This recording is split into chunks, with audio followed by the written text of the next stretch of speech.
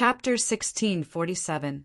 Outside the Divine Hall, several dozen Saint Plain cultivators had already surrounded the place, setting up a tight encirclement, although they had not entered the Divine Hall.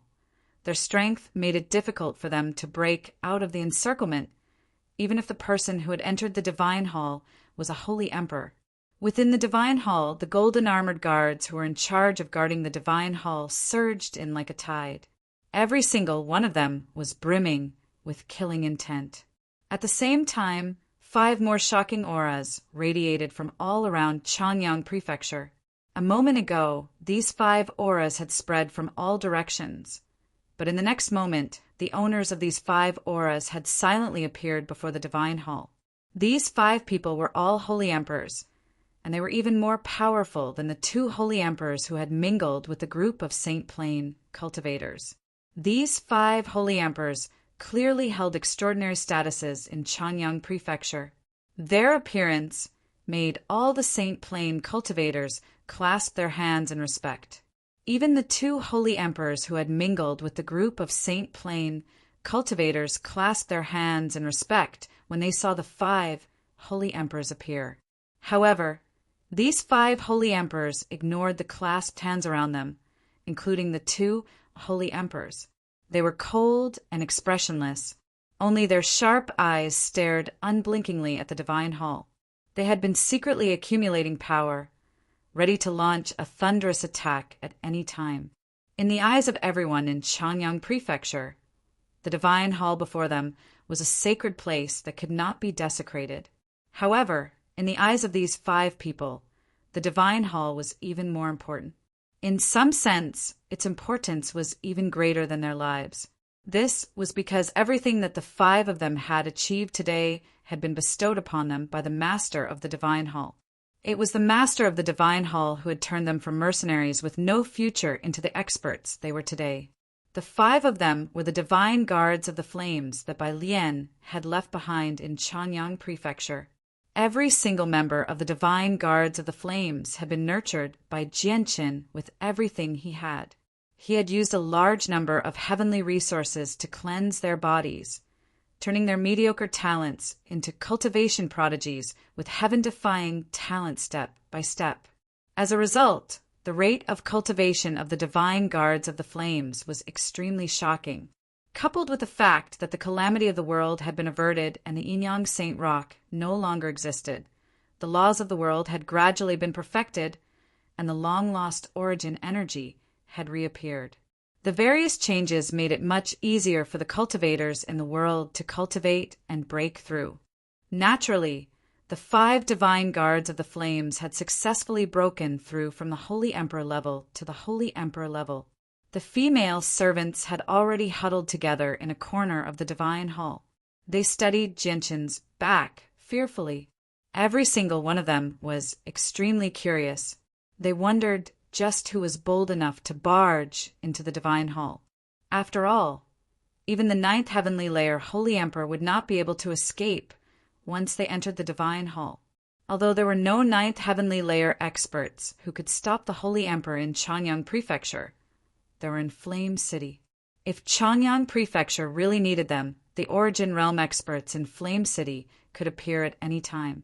This was because while Jianqin was in seclusion, Xiao Jin and Xiao Ling, who were still childish, would often come to play. As time went on, basically everyone in Changyang Prefecture knew the identities of the 2 sovereigns. Jianqin remained where he was, like a statue. Reminiscence filled his eyes, as if he had not sensed anything in the surroundings. Very soon, he was surrounded by a group of golden-armored guards. The captain arrived before Jianqin and called out with a piercing gaze, "Sir, you are—" The captain's voice came to a halt. In the next moment, his face changed drastically. His eyes widened as shock and disbelief filled his face. Plop! The guard captain immediately retracted his aura and his expression became respectful. He directly knelt down on both knees and put his head on the ground. He said in fear and trepidation, "This lowly one greets the 4th young master." This lowly one didn't know that the 4th young master had returned. "Please punish me. The other guards were all stunned by the captain's words, but they all dropped to their knees at the same time. They said politely, "This lowly one greets the fourth young master." What? The fourth young master? Not far away, the maidservants who were huddled together in a corner all widened their eyes. Their eyes were filled with disbelief as they looked at the back of that unfamiliar figure. The fourth young master? The voices of the guards rang out outside the divine hall, immediately causing the several dozen sainthood experts who had set up an inescapable net to become stunned. Many of them found the title of the fourth young master rather unfamiliar. However, they all returned to their senses soon afterwards. Their faces all changed at that moment, especially the 5 divine guards of the flame. They all became excited. The fourth young master has returned. It's actually the fourth young master who has entered the divine hall. Quick, go inform the old master and old man that the fourth young master has returned. A sainthood expert immediately called out. At that moment, his face had become bright red from excitement. The fourth young master of the Changyang Prefecture was the greatest sovereign who was no weaker than the Spirit King. Yet he was actually so close to them right now.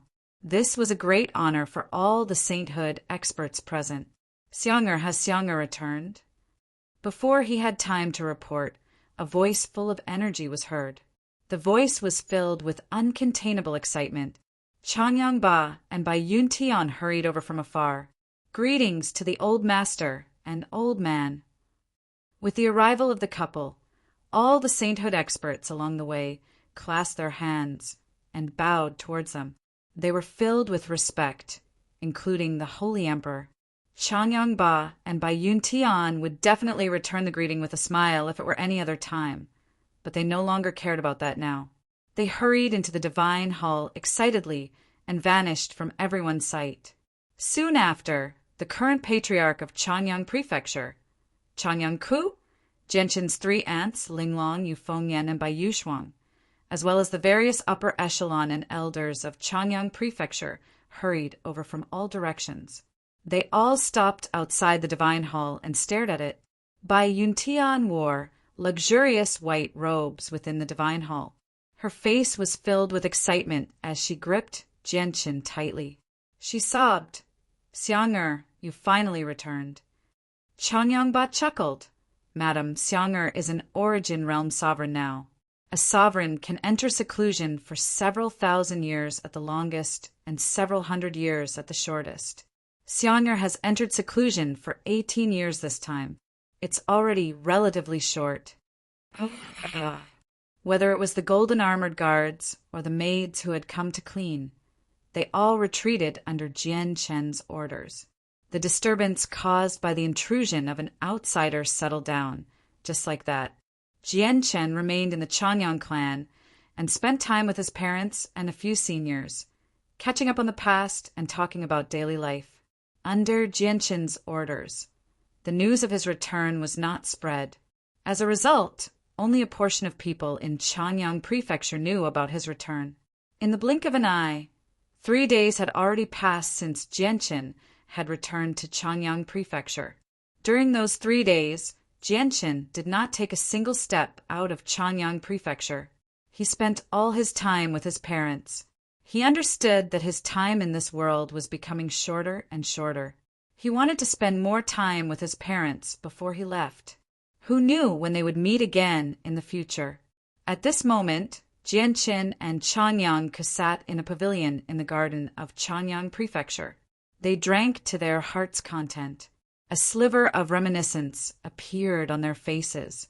"When we were still young, your 3rd brother would often play tricks on my 4th brother. In the end, not only did I not succeed once, I even fell for his tricks many times. My 4th brother played tricks on me many times, causing me to be covered in dirt." Changyang smiled as he reminisced about the past. He seemed rather nostalgic. Jianshin chuckled aloud.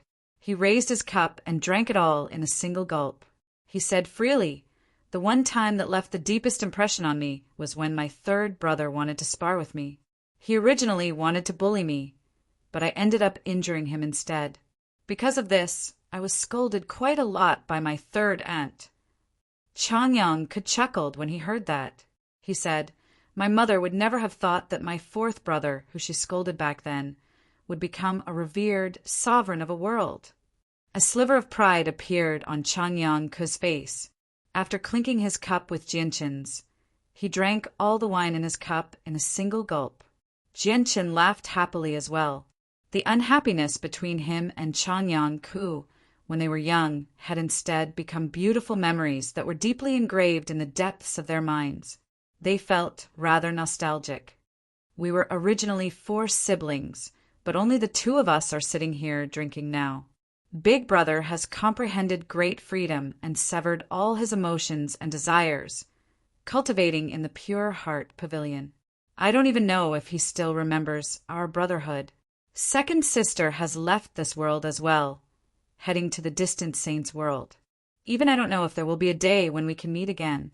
Even if we do, I don't know if she's still the same old sister. I don't know if she still has me in her heart. Actually, how I wish that it wasn't just me and third brother sitting here drinking right now, but big brother and second sister as well. It's just a pity that all of that has become wishful thinking. Jianchen said as he drank. His face was filled with loneliness. Second sister. Changyang murmured softly. He gazed at the sky as a sliver of longing appeared in his eyes. Although Changyang, who had severed all his emotions and desires, he was still in this world at the very least. They would still have the chance to meet in the future. However, Changyang could deeply understood that his second sister, Changyang Mingyue, had probably bid farewell to him forever. This caused him to feel a sliver of pain. Originally, they were 4 siblings, but now only he and Jianchen remained. The female attendants in the surroundings of the garden had been sent away long ago. Only Jianchen and Changyang remained in the pavilion in the large garden. Their laughter would ring out from time to time. That day, the 2 brothers talked a lot and drank a lot of wine. They drank from day to night and from night to dawn. In the garden, the voices of the 2 brothers never stopped. At this moment, Changyang, who had become slightly drunk, suddenly became serious. He said, "Brother, many of the senior members of the clan have suggested to me that we use the current prestige of our Changyang prefecture to expand. After all, the difference between the territory we've conquered and the strength and prestige we possess is just too great. I wonder what you think. If you agree, I'll do it immediately." Chapter 1648. The 2 brothers drank until dawn before finally dispersing. The garden gradually returned to its peaceful state. At this moment, the young master of the Changyang clan, Changyang Su, was with his mother in a luxurious courtyard within the Changyang clan. Both of them were slightly worried.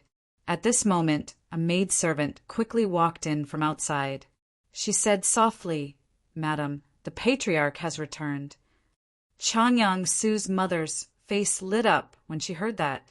She immediately arrived before Changyang Su and excitedly said, "Su, since your father has returned, your uncle has probably returned to his divine hall as well. Quick, go find your uncle and get him to properly nurture you. Your father and uncle are brothers. Your uncle has given the young island master so many violet cloud peaches, so he can't leave you out no matter what. Your uncle and I are family after all." "Yes, mother. I know what to do." "Humph." The young island master of 3 Saint Island completely looks down on me just because he's stronger than me. He even wants me to call him brother without any shame. Is he even worthy? He's just relying on the violet cloud peaches.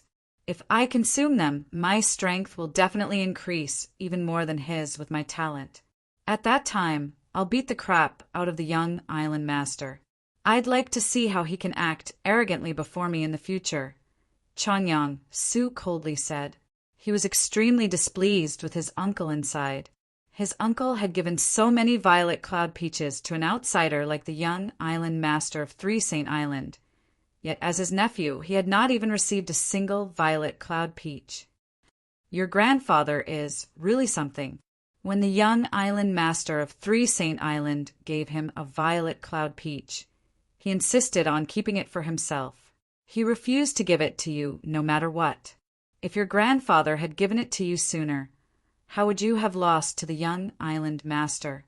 Fortunately, not a lot of people know about this, or it would have been embarrassing if the news of the young master of Changyang Prefecture being inferior to the young island master of 3 Saint Island was made public.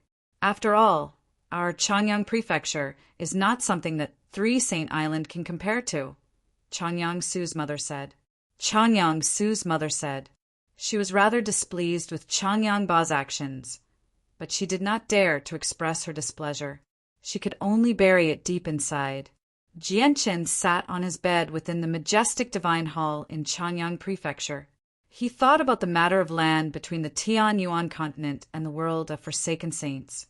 The land the world of Forsaken Saints wants is indeed a little too large.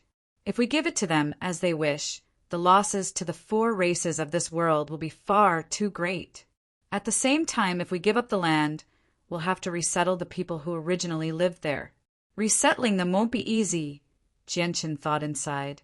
4th young master, the young master wishes to see you. At this moment, the respectful voice of a guard rang out from outside. Let Su in, Jianchen calmly said as he looked outside. Changyang Su walked in from outside and knelt down before Jianchen. He politely said, Changyang Su greets uncle. Jianchen studied Changyang Su and smiled amiably. He said, Su, there's no need to be so greedy. You can rise. With that, Jianchen raised his right hand and an invisible force gently lifted Changyang Su from the ground. Yes, uncle. Changyang Su was filled with respect.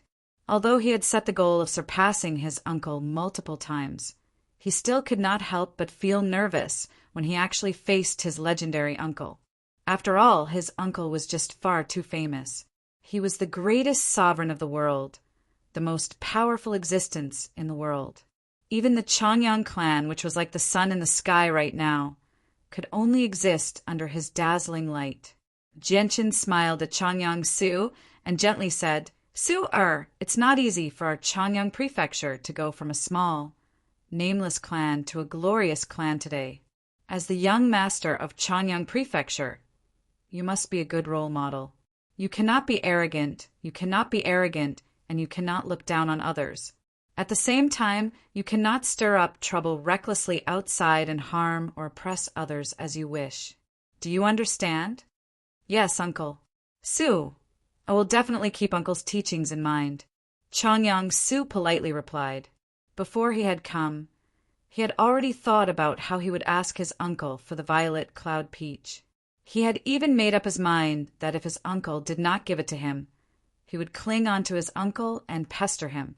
He knew that he wanted the violet cloud peach. But when he truly faced his legendary uncle, he suddenly discovered that he did not have the courage to ask. Although his uncle was friendly to him, he did not even dare to breathe too loudly before him. Deep inside, he trembled slightly. It was as if he was not facing his uncle, but a god, a supreme god. His father and grandfather had said what his uncle had said to him more than once, but he had never truly taken it to heart. It went in one ear and out the other. However, when he heard the same thing from his uncle, he developed an irresistible thought from the bottom of his heart. In the end, the words that he had heard countless times became deeply embedded in his heart. Changyang Su could also sense the change in him before his uncle. This filled him with fear, and at the same time he trembled even more. Cold sweat had even appeared on his forehead. Only at that moment did he finally understand just how terrifying his uncle was. Su, have you come to find your uncle this time for something? Jianchen asked. He treated Changyang Su like a senior to a junior. He was extremely amiable because he thought of Shangguanaojian when he saw Changyang Su. They were so close in age. And no, I've come this time. I've actually come to pay my respects to uncle. I hope you take care of yourself and don't work too hard on the matters of the Tianyuan continent. I'll be leaving first. Changyang Su stuttered slightly. He did not dare to mention the violet cloud peach at all. Jianchen nodded and waved his hand. Su, or you can leave first. Yes, uncle. I'll be leaving now. Changyang Su left politely. Jianchen stared at Changyang Su's back and suddenly called out, Su!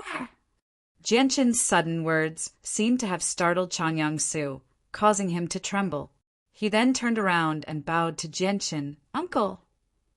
Su'er, I know why you've come. You've already developed the arrogance of a wastrel. If you don't repent, you'll cause great trouble for yourself sooner or later. Although no one dares to offend the Changyang Prefecture in the entire world with our strength, that's because our Changyang Prefecture never takes the initiative to provoke others. We never bully others. If you casually offend others in the future, there will still be people who will risk offending the Changyang Prefecture and kill you regardless of their lives. Do you understand? Jianchen said sternly. Changyang Su became rather pale. He politely replied, I understand. Su, you have to remember that our Changyang Prefecture is not afraid of trouble. No matter how powerful our enemies are, we don't fear them. However, you can't cause trouble for no reason. Do you understand? Moreover, if you really want to become an expert in the future, you need to go out and temper yourself. No expert on the Tianyuan continent has grown up in a greenhouse. Instead, they've gone through countless storms of blood. They've climbed up step by step with hot blood flowing through their veins. Your current strength has basically come from accumulating heavenly resources. It won't be good for you in the long run. It might even affect your foundation. Jianchen said sternly. Right now, he really did seem like a senior teaching a junior. Yes, uncle. I will definitely keep that in mind. Changyang Su's forehead was already covered in sweat. He trembled even more inside. He became more and more fearful of his uncle. He had never thought that his uncle would be so resourceful. He had clearly only returned home a few times, and he had not even seen him a few times. Yet his uncle seemed to know everything that had happened to him. Changyang Su even felt like there was nothing in the world that his uncle did not know. The entire world was in his uncle's hands. Chapter 1649. After emerging from the Divine Hall, Changyang Su felt like he was about to collapse. This was not the first time he had seen his uncle, but it was the first time he had spoken to him at such a close distance. He had seen his uncle from very far away many times in the past, but he did not feel any pressure. However, when he saw his uncle at such a close distance today, he finally understood just how terrifying his uncle was. Even when his uncle purposefully concealed his presence, he did not even dare to breathe too loudly before him. He did not even dare to mention his original plan of asking his uncle for the violet cloud peaches. This was not because his uncle was strict, nor was it because his uncle was vicious. Instead, it was because he did not have the courage to do so. After leaving the Divine Hall, Changyang Su's head continued to echo with his uncle's words. He seemed to have lost his mind as he walked around the estate aimlessly. When he raised his head again, he discovered that he had actually returned home unknowingly. Su, did your uncle give you any violet cloud peaches? As far as I know, your uncle is not a stingy person. Back then, he gave away so many to outsiders. As his nephew, no matter how poor you are, you should be able to get a few immortal peaches from your uncle. Quickly tell me, how many peaches did your uncle give you? Changyang Su's mother had been waiting anxiously the entire time. She asked eagerly as soon as Changyang Su returned home. Changyang Su remained rather absent-minded. He sat on a chair absent-mindedly and gently shook his head. He said nothing. Su, didn't your uncle give you any violet cloud peaches? Changyang Su's mother's eyes widened as disbelief filled her face. However, she soon became extremely displeased. How can your uncle be like this? He gave so many violet cloud peaches to the young island master of Three Saint Island. So how can he treat his nephew like this? After all, your father and uncle are brothers. No, I have to go find your grandfather. Your uncle is treating you like an outsider. No, you're even worse than an outsider. Changyang Su's mother was furious. She immediately went to find Changyang Ba to complain. Changyang Su immediately stopped her and said, "Mother, you can't go find grandfather, and you can't blame uncle either. Uncle is extremely resourceful. Nothing in the world can be hidden from him. He will know." As soon as his uncle was mentioned, uncontainable fear appeared on Changyang Su's face. Xia Yan stared at Changyang Su strangely. She understood her son's feelings extremely well. She had never thought that he would change so drastically as soon as he went to see his uncle. Moreover, he seemed to fear his uncle very much. Uncle is right. No expert grows up in a sheltered environment. Mother, I've already made up my mind. I'll be leaving Changyang Prefecture tomorrow morning to train in the outside world. I won't be taking anyone with me this time. The next morning, Changyang Su left Changyang Prefecture to train by himself. Only he knew that his entire soul seemed to have undergone some sort of metamorphosis after listening to his uncle's teachings. Within the divine hall, Jianqin slowly opened his eyes. His gaze seemed to be able to pierce through space, ignoring the obstructions of the various structures. He looked at Changyang Su, who had already left Lore City, and nodded slightly. After a moment of thought, Jianqin left the divine hall. He arrived in the forbidden grounds of the back courtyard, where Changyang Ba cultivated. "Father, this box contains the violet cloud peaches and comprehension tea leaves that I've prepared for Su-er. When Su-er returns from training outside, if he really does change, please give this box to him. Otherwise, keep this box forever. Although Su-er is third brother's son, I won't raise a wastrel." Jianqin passed the wooden box with the violet cloud peach and comprehension tea tree to Changyang Ba as he spoke sternly. Changyang Ba accepted the box and gently sighed. "Us seniors have an unshakable responsibility for Su-er's current state. Xiang'er, don't worry. I know what I'm doing." Jianqin nodded. He chatted with his parents for a little longer before bidding farewell. On this day, Jianqin left Changyang Prefecture and arrived at the most bustling city center of Lore City. There was a sizable inn there. The inn might not have been famous on the Tianyuan continent, but it possessed an extraordinary status in Lore City and the Kingdom of Jessen. This was because the inn had always been under the protection of Changyang Prefecture ever since it was founded. The owner of the inn had close ties with Changyang Ba and by Yuntian, the old man's daughter. Not only had she been invited to Changyang Prefecture many times as guests, but as the most authoritative couple in Changyang Prefecture, Changyang Ba and Bai Yuntian would always lower themselves and visit the owner of the inn with gifts. It was also because of its relationship with the Changyang clan that the inn had become a place that no one dared to provoke aside from the Changyang clan in Lore City. Even a few hedonistic disciples from hermit clans or even ancient clans would have to erase their arrogance when they stayed in the inn. They would behave themselves and would not dare to act rashly. This was because they would be chased out by the guards of the Changyang clan as soon as they made trouble or began fighting. Many people understood that offending the inn was equivalent to directly offending the Changyang clan. As time went on, many people understood that offending the inn was directly offending the Changyang clan. Due to the rapid development of Lore City, the number of luxurious inns in the city had increased by quite a bit. This inn was not the largest or most luxurious in the city, but it was the most popular inn in Lore City. This was because the representatives of various powers who came to visit Changyang Prefecture would all choose to stay in this inn without exception. On this day, the inn welcomed a young man with 2 swords on his back. As soon as the young man entered the inn, a waiter ran up to him and said apologetically, "Sir, may I ask if you're here to eat or stay?" "If you're here to stay, then I'm really sorry. Our rooms." Suddenly, the waiter's words came to an abrupt halt as he stared at Jianqin in disbelief. "Why, you're the sovereign of Jianqin." The waiter cried out in shock. At that moment, he even wondered if his eyes were playing tricks on him. He had actually seen the legendary sovereign of Jianqin with his own eyes. He was no stranger to the sovereign of Gentian's appearance because he had seen the statue of the sovereign of Gentian countless times. However, this was the first time he had seen the real person. There were still quite a few people eating on the first floor of the inn. When the waiter's exclamation rang out, it was clearly heard by quite a few people. The entire inn fell silent, and quite a few people became slightly stunned.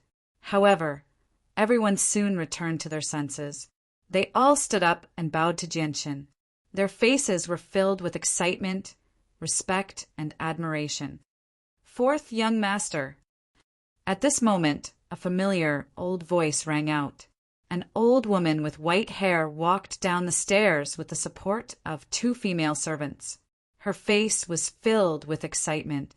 Chapter 1650. According to the lifespan of an ordinary person on the Tianyuan continent, Shen Fang should not have appeared so old at her age. However, Kendall's death was a huge blow to Shen Fang. Her love for Kendall was so deep that it could not be erased by time. As a result, Shen Fang still had not emerged from her grief even after several decades. As a result, Shen Fang, who should have been a middle-aged woman, had become an old woman. Auntie, you have to take care of yourself. Don't forget that you still have a son, Kendall. Even if you don't care about yourself, you have to think about your son. Jian Chan walked over to support Shen Fang, who could not even walk properly. He felt rather uncomfortable inside. He could already sense that there was not much life left in Shen Fang's body. She did not have much time left to live. With his current strength, it would be easy for him to help Shen Fang. He would be able to give Shen Fang 1,000 years of lifespan without the slightest effort. However, Shen Fang's heart was already dead. If he acted on his own accord and gave Shen Fang more life force, not only would it not be of help to Shen Fang, it would instead be a form of torment. It was also because of this that Jianchen did not dare to make any decisions on his own. He did not wish for Shen Fang to leave like this, but he also did not want to see Shen Fang continue to live in pain. Thank you for your concern, young master. You've already treated our family well enough. It's my father's fortune to be able to meet a good person like you. Young master, there's a lot of people here. Let's go up and talk, Shen Fang smiled. Her voice had become rather weak, as if she was running out of breath. With Jian Chen's support, Shen Fang disappeared from the first floor, leaving behind a hall full of diners who stared at this scene with their mouths agape. Their faces were filled with disbelief. Heavens, just who is the owner of the inn? Sovereign Jianchen is actually personally supporting her. A long while later, an uproar erupted on the first floor of the inn. Everyone was extremely shocked, as if they had seen the most unbelievable thing in the world. For hours later, Jianchen left the inn, feeling a little down. During his conversation with Shen Fang, he also tried to enlighten Shen Fang so that she could walk out of her sadness. Only then would he be able to help Shen Fang. At the very least, it wouldn't be a problem for Shen Fang to live for a few thousand more years. Unfortunately, Shen Fang was thinking about Kendall wholeheartedly and wasn't willing to accept his help. In Shen Fang's words, Kendall was very lonely in the sky and needed someone to accompany him. And she was that person to accompany him. Shen Fang's words left Jianchen at a loss for words. Even if he brought out Xiao San, it still didn't have any effect. At this moment, Jianchen's eyes narrowed. He suddenly raised his head and looked at the distant sky. Afterwards, he turned into a resplendent streak of violet light and shot off into the distance. He vanished from the horizon in an instant. He was unbelievably fast. Overseas Dragon Island, the space between the mountains in the depths of Dragon Island, suddenly distorted violently. Within the distortion, a huge golden door rapidly formed. Inside the door was a small world that was independent of the outside world. The entire small world was filled with huge tombstones. There were even huge, transparent dragon souls roaming around. They would occasionally let out dragon roars that spread across the entire Dragon Island. This was the dragon tomb on Dragon Island. There were many dragon skeletons buried here. There were even rank 9 dragons buried here. At this moment, a golden figure flew out from the depths of the dragon tomb. He gave off a powerful aura of the dragon clan. When some of the weaker dragon souls sensed this aura, they all trembled and prostrated themselves. The golden figure didn't stop at all along the way. He directly flew out of the dragon tomb. After he left the dragon tomb, the space gate of the dragon tomb slowly closed, allowing Dragon Island to return to its previous tranquility. The golden figure slowly withdrew his aura, and the golden light emitted from his body also gradually faded away, revealing an extraordinarily handsome, middle-aged man wearing a golden dragon robe. He's finally out. He's been in seclusion for dozens of years. I wonder how Jianchen is doing now. Suddenly, a woman's voice rang out. Behind the middle-aged man, a woman in fiery red wings walked out. She looked to be in her 20s, and her looks were enough to topple nations. Behind the woman was an old man in a black robe. The 3 of them stood side by side. Each of them gave off a powerful aura. The middle-aged man in the golden dragon robe was the strongest. He had already reached the realm of Holy Emperor 9th Heavenly Layer. Next was the woman with fiery red wings. She was slightly weaker than the middle-aged man. She was the Holy Emperor 8th Heavenly Layer. The black-robed old man was the weakest of the 3, but he was also the Holy Emperor 6th Heavenly Layer. The 3 of them were Ruijin, Honglian, and Blackfish, who had spent many years in seclusion on Dragon Island. Suddenly, there was a flash of violet light. Before the 3 of them could react, the violet light had arrived before them at an unbelievable speed, turning into a young man. Ruijin, Honglian, and Heiyu's eyes suddenly narrowed. Shock filled their faces. The 3 of them had already reached the level of Holy Emperor 9th Heavenly Layer, and one of them had even reached the 9th Heavenly Layer. They were only a step away from the origin realm, yet they did not even have the time to react before the violet light. They were extremely shocked. However, in the next moment, when they saw the figure formed by the purple sword light, they were even more shocked. They revealed looks of disbelief. Jianchen, Ruijin, Honglian, and Blackfish all cried out. They struggled to remain calm when they thought of the violet light from before. The 3 of them had never thought that Jianchen would possess such terrifying speed after several decades. The violet light from before was so fast that it had completely surpassed the Holy Emperor of the Peng clan, who is known as the fastest in the world. Jianchen was obviously extremely excited when he saw the 3 old acquaintances. He immediately clasped his hands. Congratulations on emerging from seclusion, seniors. Jianchen, you've come so quickly. Oh, right. What level of cultivation have you reached now? I can't see through it at all. I can't even sense your presence. Honglian stared at Jianchen in surprise. I can't see through your strength, nor can I sense any presence from you. If I close my eyes, I won't even know that there's a person standing right in front of me. There are only 2 possibilities for this. The first possibility is that you've used some sort of secret technique to hide yourself. And the second possibility is that your strength has completely exceeded the 3 of us, Jianchen sighed. Ruijin also stared at Jianchen. A sliver of shock gradually appeared on his face because he had already confirmed that it was extremely likely for the second possibility. Only that could explain how Jianchen had managed to appear before them faster than they could react. Chapter 1651. Jianchen, has your strength really surpassed the Holy Emperor in the past few decades? You've reached the origin realm? Ruijin asked in shock. He stared at Jianchen closely, waiting for Jianchen's answer. Honglian and Blackfish also stared at Jianchen. The question had also tugged at their nerves. As the 3 of them had been in seclusion for the past few decades, they had no idea what had happened in the outside world. As a result, they believed that even if the 4 races were added together, there would not be more than a handful of origin realm experts who surpassed the Holy Emperor. If Jianchen was one of them, it would just be far too shocking. Jianchen chuckled. Seniors, many major matters have happened on the Tianyuan continent while you were in seclusion. My personal strength has skyrocketed in the past few years due to some fortuitous encounters. I should have surpassed the origin realm now. What? Surpassed the origin realm?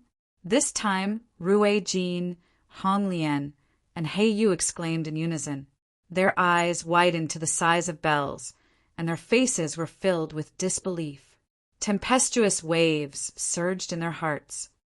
Surpassed the origin realm? How is that possible? How long has it been? The three of them murmured. They were rather stunned. If it were not for the fact that they knew Jianqin was not the kind of person who liked to joke, they might have directly believed that Jianqin was pulling a huge prank on them. To the three of them, the origin realm was already an unimaginably powerful expert. Surpassing the origin realm had completely exceeded their understanding. Seniors, why don't you rest in Changyang Prefecture first? I'll tell you about the major matters that have happened on the Tianyuan continent in the past few years, Jianqin said, politely inviting Ruijin, Heiyu, and Heiyu. Ruijin sucked in a deep breath and slowly calmed himself down. He said, "All right, let's go to Changyang Prefecture first." Afterwards, Jianqin brought Ruijin, Heiyu, and Heiyu back to Changyang Prefecture in Lore City. As soon as they entered Changyang Prefecture, the three of them were secretly surprised. Clearly, they had already sensed that there were several Holy Emperor experts in Changyang Prefecture. There were actually several of them. Before they entered seclusion several decades ago, there were only a handful of Holy Emperor-level experts in Changyang Prefecture, let alone Holy Emperor-level experts. Looks like the outside world really has changed drastically during the years we were in seclusion. The overall strength of this world has reached a whole new level. Ruijin, Heiyu, and Heiyu all sighed emotionally. They originally thought that after emerging from seclusion, they would be invincible. Even if the three of them were not invincible in this world, they could still be regarded as a handful of peak experts. However, looking at it now, their thoughts were just too childish and laughable. Jianqin, Heiyu, and Heiyu all sat down in the majestic divine hall in Changyang Prefecture. Jianqin then personally told them everything that had happened in the past few years to Ruijin and the others. Several hours later, Ruijin, Heiyu, and Heiyu learned about all the changes in the outside world in the past few decades from Jianqin. The three of them immediately sighed in amazement. I never thought that the outside world would have changed so drastically during the few decades we were in seclusion. Even so many origin realm experts have appeared. This is a glorious age. Even the ancient times were nowhere near as glorious. Ruijin sighed emotionally. The current world belongs to the origin realm experts. The Holy Emperor is nothing in this age. Since the crisis of the world has been eliminated, the laws of the world are constantly being perfected, and origin energy is slowly recovering. So I obviously can't miss this great opportunity. As a result, I plan on continuing my seclusion and reaching the origin realm as soon as possible, Hong Lian said sternly. With our current strength, we can't help Jianqin at all. I plan on continuing my seclusion as well and breaking through to the origin realm as soon as possible, Ruijin added. Blackfish glanced at Ruijin and Hong Lian. He chuckled. Looks like the two of you have suffered quite a blow. You're going to continue your seclusion as soon as you emerge. Whatever, since you're going to continue your seclusion, I'll keep you company. Otherwise, the gap between the two of us will only grow larger and larger. Under Jianqin's arrangements, Ruijin, Hong Lian, and Heiyu all remained in Changyang Prefecture to cultivate. The current Changyang Prefecture had already undergone a series of special arrangements. The people who had made the arrangements were all origin realm experts. Not only was the energy of the world extremely abundant, over 10 times denser than the energy of the 10 protector clans, but it was also able to gather a small amount of origin energy. As a result, Ruijin, Hong Lian, and Heiyu's seclusion here was far more effective than the Dragon's Tomb because there was no origin energy there. As Ruijin, Hong Lian, and Heiyu entered seclusion, Jianqin left Changyang Prefecture as well. As his wife, Huang Wan, and Yu Yu were still in seclusion. He did not see the two of them when he returned this time. Afterward, Jianqin visited Flame City. The Flame Mercenaries had already developed into a super organization with several million internal members and tens of millions of external members. Their branches were spread across the entire continent, and they had even extended to the Sea Realm, the 100 Races, and even magical beasts. Now that the 4 races had become connected, they no longer cared about protecting themselves. The abandonment of the concept of defending one's territory and adhering to convention led to the Flame Mercenaries not only being humans, but also members of the 100 Races, Sea Races, and Beasts. Bai Lian was still in charge of the Flame Mercenaries. As she had spent far too much time managing the Flame Mercenaries, Bai Lian's strength did not increase by much. Even after consuming the violet cloud peaches and a large number of heavenly resources, she was still a holy emperor. Du Gufeng, Xiu Tianyu, Wang Yifeng, Yunzheng, Signorin, and so on had all reached the holy emperor realm. Du Gufeng and Xiu Tianyu in particular possessed extraordinary talent. So after consuming the heavenly resources, they progressed at an even more shocking rate. They were already at the 4th and 5th heavenly layers of the Holy Emperor realm. Moreover, Deity, who had submitted under Jianqin's threat, had also reached the 9th heavenly layer of the Holy Emperor realm. Aside from returning to the Jedi clan from time to time, he spent the rest of his time in Flame City. His heart had slowly changed as Jianqin's strength gradually increased. He had chosen to submit to Jianqin completely out of fear of being forced by Deity. When he was threatened by Jianqin, he still felt rather reluctant inside. But now, not only did he truly treat himself as a member of the Flame Mercenaries, he even took pride in it. Jianqin's great-grandfather, Bai Hai, had remained in Flame City for the past few years as well. He had become Bai Lian's supervisor. All the upper echelon and senior figures of Flame City could see Bai Hai constantly urging Bai Lian to work harder. 3 days later, Jianqin left Flame City. When he reappeared, he was already standing on 3 Saint Island.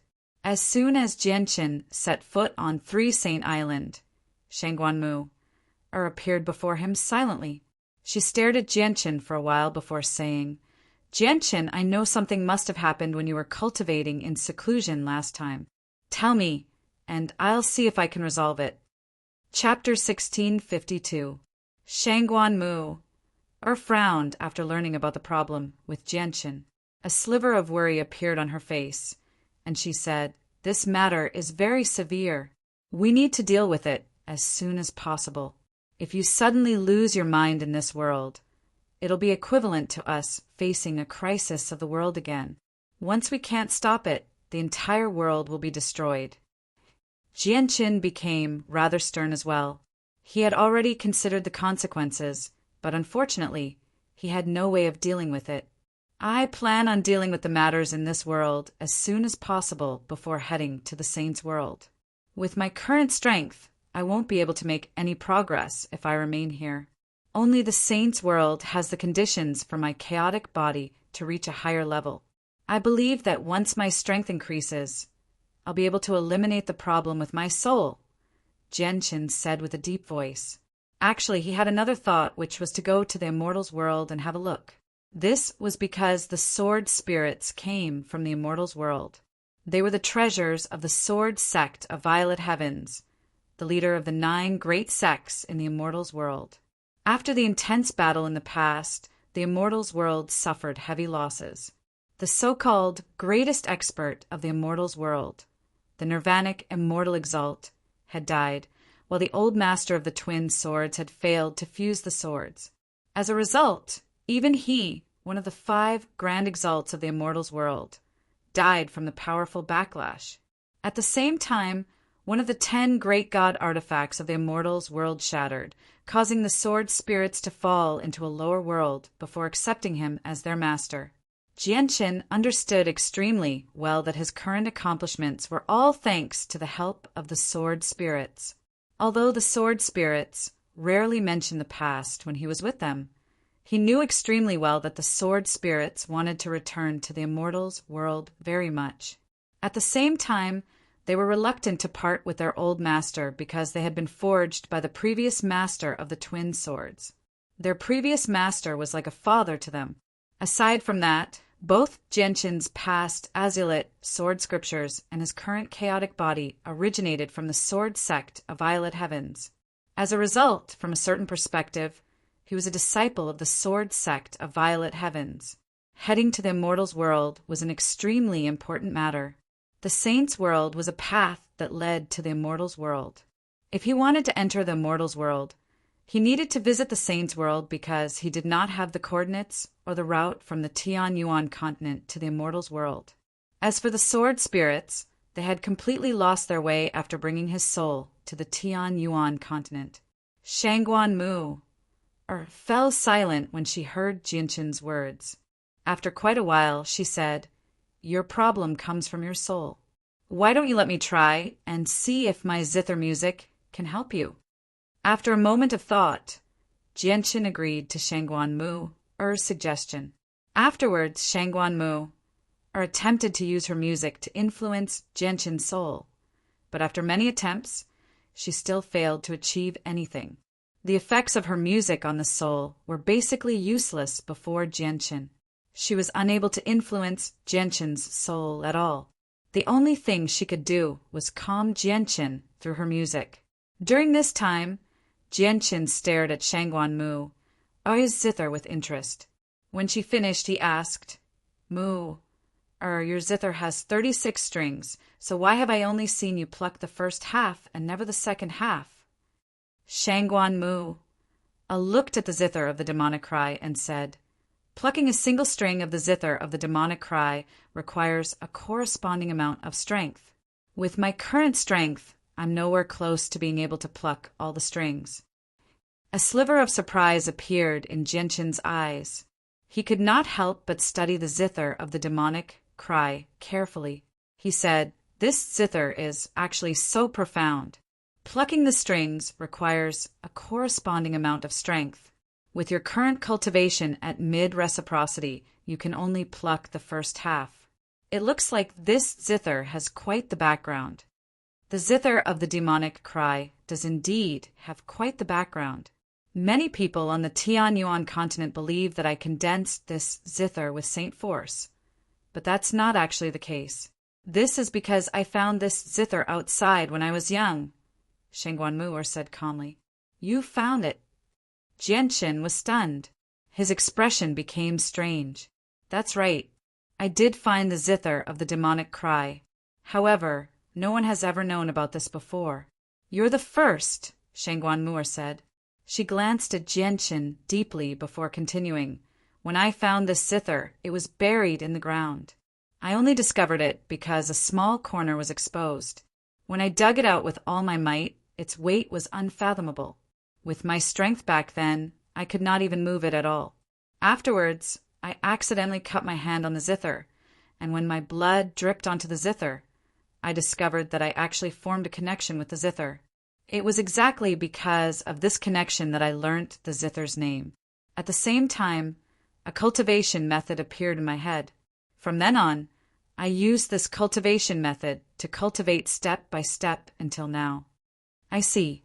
Looks like this zither is a treasure of quite a high grade. It probably fell into this world by accident after the death of its original owner." Jianshin understood.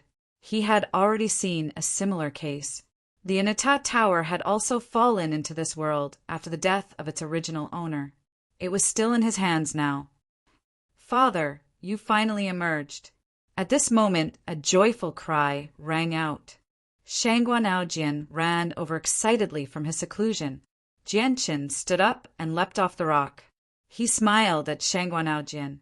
He was extremely satisfied with his son because he could not see any arrogance or condescension from Shangguan Aojian at all. Both his personality and character had reached a standard that satisfied him. Afterwards, the father and son began to talk about everything. Jianshin told Shangguan Aojian about matters related to cultivation, while Shangguan Aojian talked about some of his interesting experiences in the past few years. "Father, you don't know this, But my little brother Chanyang, Su has challenged me from time to time in the past few years. In the end, he's beaten to a pulp by me every time. He'll flee in panic every time. Shangguan Aojian could not help but laugh aloud as soon as he mentioned Chanyang Su. Jianqin also laughed involuntarily when he heard that. He said, Su is not even at the level of a holy emperor right now, yet you're no weaker than a holy emperor. As a matter of fact, many holy emperors might not even be your opponent. Aren't you just bullying your little brother on purpose? But Xiao Bao, I still haven't taken you to see your grandfather and grandmother. It's time to tell them about your other identity. Chapter 1653. Father, when will you come with me to see grandfather and grandmother? Shangguan Aojian asked. He seemed to think of something and smiled. I made Chanyang Su call me elder brother in the past, but he was reluctant. Once I see grandfather and grandmother, I'll make him call me elder brother willingly. Haha, I really do look forward to seeing what kind of expression Chanyang Su makes. Jianqin could not help but smile when he heard that. He looked at Shangguan Aojian gently and said, Once we leave Three Saint Island, I'll take you back to Chanyang Prefecture. Jianqin then looked at Shangguan Mu and said, Mu come back with me as well. Let's go see my parents. A sliver of eagerness appeared in Jianqin's eyes. Shangguan Mu fell silent. She seemed to be conflicted, but after quite a while of consideration, she nodded gently in the end. Jianqin immediately beamed with joy when Shangguan Mu agreed. With his understanding of Shangguan Mu she definitely would have turned him down without any hesitation if he had asked her something like that in the past. Now that Shangguan Mu had agreed, it meant that she had changed quite a lot in the past few years. There's still 2 years before you and the Spirit King meet. Have you made up your mind about how much land you want to give to the world of Forsaken Saints? Shangguan Mu changed the topic and asked Jianqin about the issue of land. Jianqin gently shook his head. He still had not made up his mind about how much land he wanted to give to the world of Forsaken Saints. At the same time, the matter involved the sea race, the 100 races, and the magical beasts. He still needed to discuss it with the leaders of the other 3 races. Father, I've been traveling around the Tianyuan continent often in the past few years, because the Tianyuan continent wants to give a portion of its land to the world of Forsaken Saints. I've specially made a few rounds around the territories that will be given away. I've discovered that basically half of the people living there are opposed to this matter. There are even a few people who are determined to protect their homes. So they've contacted the sects and clans that are unwilling to move as well. They've already formed a small group and are prepared to fend off the world of Forsaken Saints. They'd rather fight to the death than give up their territory. After all, those sects and clans have been operating in their territories for many years now. Many of them even have their ancestral homes there, so it'll be very difficult or even impossible for them to leave. Even if you give them enough wealth to rival an entire kingdom, they won't be tempted, said Shangguan Aojian. Jianqin frowned when he heard that. The senses of his soul immediately expanded, enveloping the entire Tianyuan continent in a single moment. At that moment, all the millions of people on the Tianyuan continent were under Jianqin's observation. As expected, he saw countless human cultivators who were opposed to the move in the territories that were about to be given away. There were sects, clans, and a few rather powerful kingdoms. Clearly, these organizations had already banded together. They stood under the banner of an alliance and were determined to face death. From the conversations of countless people, Jianqin could tell that most of them did not resent the sovereigns who had made this decision. They only felt extremely reluctant because they had been born on this land and had grown up on this land. They had managed this land for countless years, passing down their businesses and heritage from generation to generation. If they moved away just like that, all the time and effort they had spent to establish this land would go to waste.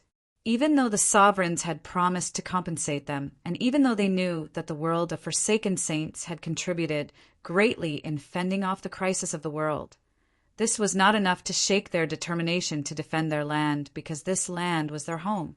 At the same time, Jianqin heard a small portion of people who were dissatisfied with the sovereign's decision. Some of them even resented the sovereigns. But there were not a lot of people like that. In a few kingdoms, Jianqin also saw a few commanders give passionate speeches in front of armies. Without any exception, the contents of their speeches were all about defending their homeland and their determination to fight to the death against the cultivators from the world of forsaken saints. Jianqin sighed inside when he sensed this. There were quite a lot of human cultivators who opposed the move. At a rough estimate, there were several billion of them. If they insisted on giving away their land, the several billion human cultivators would all choose to engage in an unprecedentedly intense war against the world of forsaken saints. The casualties would be unimaginable. After all, the origin realm sovereigns of the Tianyuan continent did not have absolute authority over the many human cultivators on the continent. Even if the people respected and worshipped them, there would still be people who did not fear death who would stand forward to protect their interests and protect their homeland even if they were sovereigns, even if they could reduce them to ashes with a wave of their hand. Even death would not be enough to change them. Jianqin continued to expand his soul, directly enveloping all the continents of the 4 races. He discovered that the same thing that was happening on the Tianyuan continent was happening on the magical beasts and the sea race as well. Quite a few organizations from the 2 races had banded together and refused to give in. Only the 100 races remained relatively calm. They did not voice any objections. All the 100 races, from the cultivators at the level of the Holy Emperor to the commoners, followed the war god's lead. Anything the war god said was like an imperial edict. No one objected.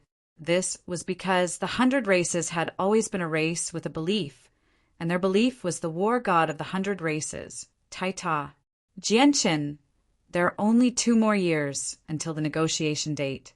Have you made your decision?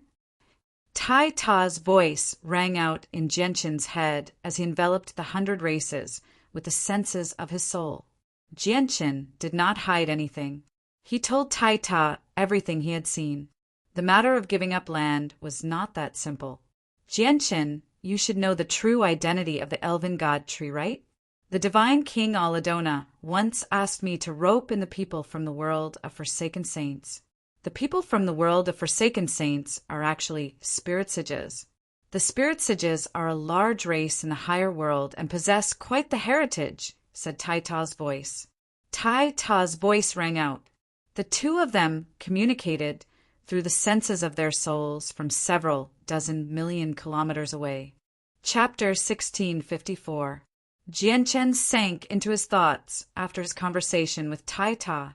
He had never thought that the forsaken saints from the world of forsaken saints would actually possess such a powerful background, where the God clan would try to rope them in. He could not help but reevaluate the world of forsaken saints. Jianqin sank into his thoughts for quite a while. The light in his eyes flickered as he sank into his thoughts. Shangguan Mu and Shangguan Aojin did not disturb Jianqin. A while later, Jianqin made up his mind. He made up his mind and looked at Shangguan Aojin and Shangguan Mu. He said, "Let's go to the Tianyuan continent right now." Shangguan Aojin naturally agreed to the suggestion happily. He had been hoping to reunite with his grandparents since a long time ago. Although he had visited Changyang Prefecture many times during his travels through the Tianyuan continent, Changyang Ba and Baiyun Tian would personally accompany him due to his special status as the young island master of 3 Saint Island, allowing him to see his grandparents many times. However, he did not sense any of the affection and care that he desired from them. All he felt was politeness and respect. This was politeness towards his identity as the young island master of 3 Saint Island. This was not an outcome that Shangguan Aojin wanted to see. If others were polite to him, he would gladly accept it. He would not find it inappropriate at all, nor would he feel any discomfort. However, if his grandparents were polite to him, not only would Shangguan Aojin be unable to accept it, but he would also feel pained. Afterwards, Jianqin left 3 Saint Island with Shangguanaojian and Shangguanmu. After the 3 of them left, the other 2 island masters, Xiao Qian and Xiao Yu, walked over from the other side of 3 Saint Island with their junior sister, Qin Qin. Xiao Qian and Xiao Yu looked at their junior sister and sighed inside. Although several decades had passed, Qin Qin had already embarked on the path of cultivation and had achieved quite a lot. She possessed an extremely long lifespan, so she did not seem any different from several decades ago. She still maintained the purity and beauty of a 20-year-old. The only difference was that she now had a steadiness that she didn't have in the past. Qin Qin looked in the direction that Jianqin had left. Her eyes revealed a trace of emotion, as well as a trace of affection that she had deeply hidden. Qin Qin had indeed developed feelings for Jianqin. Even Xiao Qian and Xiaoya were aware of this. However, after several decades, Qin Qin had seen through many things. She knew that she was not fated to be with Jianqin in this life, so she learned to bury this feeling deep in her heart and seal it in ice. Jianqin returned to Changyang Prefecture in Lore City with Shangguanmu, and Shangguanaojin. This time, the 3 of them did not directly fly into Changyang Prefecture. Instead, they passed through the main entrance of Changyang Prefecture and walked in openly. Their actions greatly shocked the guards at the entrance of Changyang Prefecture. They all knelt down and bowed towards them in disbelief as they wondered inside. They wondered what the 4th young master was in such a mood today that he was actually willing to pass through the main entrance of Changyang Prefecture. As the guards of the entrance, they had never seen Jianqin enter Changyang Prefecture through the main entrance. He was always elusive, appearing in Changyang Prefecture like he had teleported and leaving like he had teleported. They could not detect any traces of him at all. "I need to see my parents. Send someone to inform them immediately." Jianqin immediately ordered the guards the moment he crossed through the main entrance of Changyang Prefecture. "Yes, sir. I'll inform the master," an old man immediately. One of the guards muttered to himself. One of the guards guarding the gate muttered in his heart. He was puzzled by the 4th young master's abnormal behavior. However, even though he was very puzzled, he didn't dare to hesitate in the slightest. After respectfully answering the order, he immediately ran in as fast as he could and disappeared from sight in the blink of an eye. Jianqin walked through Changyang Prefecture with Shangguanmu, and Shangguanaojin. They directly made their way to the discussion hall. The 3 of them did not walk quickly, moving at the speed of an ordinary person. They passed by groups of armored guards, and without any exception, all of them bowed towards the 3 of them. They were all filled with respect. Although Changyang Prefecture had expanded a few times, it did not occupy a particularly large area. Very soon, Jianqin entered the discussion hall with Shangguanmu, and Shangguanaojin. At the same time, Bai Yuntian and Changyang Ba were notified by the guards as well. They emerged from the forbidden grounds in the back and entered the discussion hall. Jianqin had sent away all the guards in the hall, so only the 5 of them remained. "Haha, so the island master and young island master of 3 Saint Island have come to visit. Changyang Ba, please forgive me for not going out to receive you.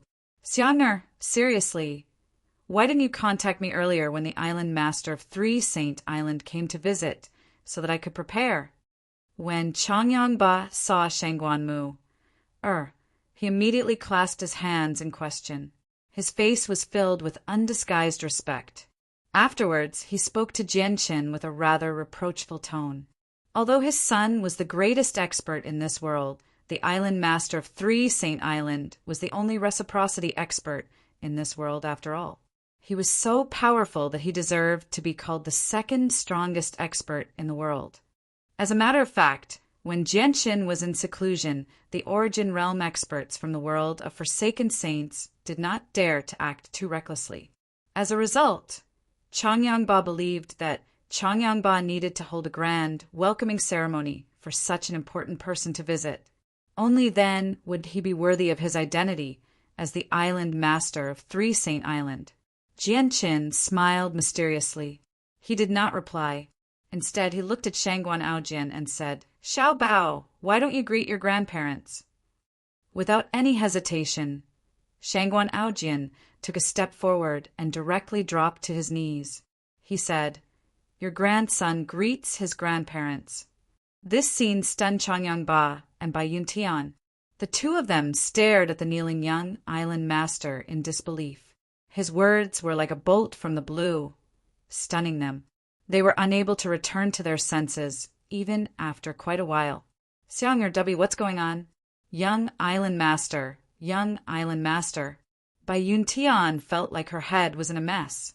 She had become rather confused. Jianqin chuckled. "Mother, why are you still calling him young island master?" "Actually, the young island master of Three Saint Island is my son, Jianqin. He's also your grandson. It's just that I've never revealed this matter, which is why no one on the Tianyuan continent knows about his identity." "What? The young island master is Xiang'er's son?" Bai Yuntian's eyes widened as her heart churned. She had never thought that she would already have a grandson. Moreover, the grandson was already so old and had appeared before her more than once. Changyang Ba, who stood to one side, was stunned as well. He stared at Shangguan Aojian as he felt very unsettled inside. However, he seemed to think of something soon after and immediately asked, "The child's mother?" Chapter 1655. Changyang Ba and Bai Yuntian were stunned. They stared at Shangguan Mu, or blankly. At that moment, they discovered that they could not think straight anymore.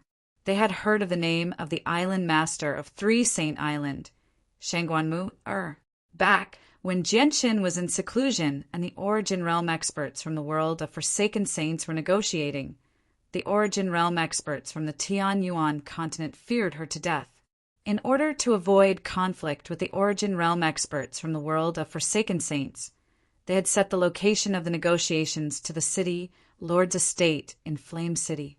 This was more than enough to show just how much pressure the Origin Realm experts from the world of Forsaken Saints felt from the Origin Realm experts from the Tianyuan continent.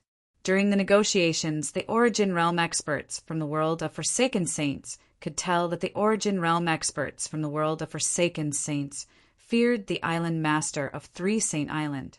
This allowed them to understand that the Origin Realm experts from the world of Forsaken Saints did not dare to speak loudly to them during the negotiations. They did not dare to intimidate them. This was not because of the existence of Flame City. It was all because of the island master of Three Saint Island.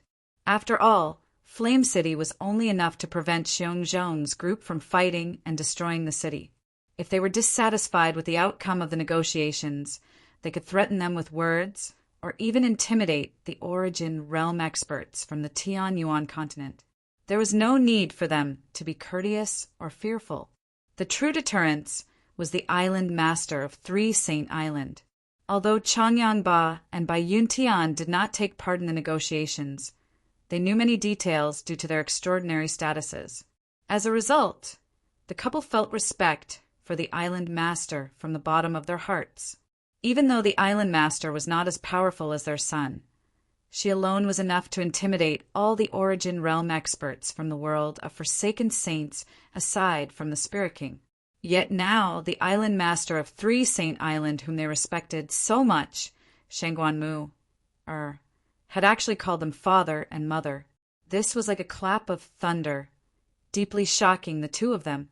"Are you the child's mother?" After quite a while, Changyang Ba recovered. He immediately stared at Shangguan Mu, in shock as disbelief filled his face. Such a scene was something that he had never dared to imagine even in his dreams. The female sovereign in front of him, whom he respected so much, was actually his daughter-in-law. Shangguan Mu glanced at Changyang Ba and his wife's shocked expressions before nodding slightly. Changyang Ba immediately gasped after receiving confirmation. At that moment, his heart began to beat extremely violently. He had never experienced such a rapid heartbeat before. This result shocked him even more than when he learned that his son was no weaker than the Spirit King. So you're actually my grandson. Bai Yuntian teared up emotionally as she looked at Shangguan Aojin benevolently. She could not help but take out the pouch that Shangguan Aojin had given her back then. She gripped it tightly. Shangguan Aojin had personally made the pouch. He had used up a large number of precious heavenly resources. The value of the heavenly resources had shocked countless people back then. Only now did Bai Yuntian learn that the pouch had actually been given to her by her grandson. As a result, the pouch's status in her heart had increased by countless times. Shangguan Mu, and Shangguan Aojin's other identity obviously did not continue to be hidden. Very soon, the shocking news spread across the entire Chanyang prefecture, shocking all the people there. The person who was the most shocked was Chanyang-ku. He was filled with mixed feelings. Afterwards, the news rapidly spread across the entire Tianyuan continent. It even reached the 4 great races, causing everyone to sigh in amazement. Countless people gasped in amazement. In Flame City, a young girl and a young boy moved through the bustling city. They constantly went in and out of shop after shop. As long as they saw something that caught their eye, they would buy it without any hesitation, no matter how expensive it was. They were so generous that even the descendants of large clans could only sigh in admiration of their inferiority. The 2 people who seemed to be siblings were 2 of the 3 Origin Realm experts who watched over Flame City for a long time, Xiao Jin and Xiao Ling. However, the 2 of them had changed their appearances, so only those who knew them extremely well would be able to recognize them. At this moment, the matter of Shangguan Aojin and Shangguan Mu, Er's other identity, was discussed everywhere in Flame City. Naturally, Xiao Jin and Xiao Ling heard this as well. The young island master of 3 Saint Island is actually Big Brother's son. Xiao Ling, who had disguised herself as an ordinary girl, murmured softly. She looked around before saying to Xiao Jin, "Brother Xiao Jin, let's go. Let's go to Chanyang Prefecture." "Yes, Sister Xiao Ling." Xiao Jin sighed. His face was filled with helplessness. As a spirit of the 5 elements, his growth was very slow, but he was not like Xiao Ling, who had the flaw of never being able to grow. As a result, even though Xiao Jin still looked like a young boy, he already possessed the mentality of an adult. However, no matter how his mentality changed, he would always be a little brother in Xiao Ling's eyes. Xiao Ling would drag him everywhere all the time. At the same time, a young man sat in seclusion in a forbidden grounds of the city lord's estate. Dense origin energy circulated around him, and a tremendous pressure would radiate from him from time to time. The young man was the white tiger in human form. Unlike Xiao Jin and Xiao Ling, the white tiger cultivated extremely diligently. He never wasted any time on meaningless matters. Aside from spending time with his mother, Rum Guinness, he basically spent all his time cultivating. Unless something major happened, he would never emerge from seclusion so easily. At this moment, the white tiger opened his eyes. The moment he did so, the space before him shattered, turning into nothingness. Just his gaze had exceeded the limits of what the space there could endure. His strength had clearly increased once again. The young island master of 3 Saint Island is actually my brother's son. Now that his identity has been made public, I need to go congratulate him, the white tiger murmured before disappearing in a flash. In the war god temple of the 100 races, Taita sat cross-legged on his throne. His body emitted a thick golden light. This golden light spread out in all directions, filling the entire war god temple. It was as if he had become one with the golden war god temple. Around 20 hall elders who had reached the level of holy emperor sat below the throne. All of them had their eyes closed as they cultivated as well. A small portion of the golden light from Taita had been absorbed by them. Suddenly, Taita, who was seated on the throne, opened his eyes. The dense golden light around him gradually faded away. In the end, it completely disappeared. The entire war god hall quickly returned to its original tranquility. The Divine Hall elders cultivating under the throne also ended their cultivation at the same time. They all opened their eyes and looked at Tai Ta with respect. Men, prepare gifts.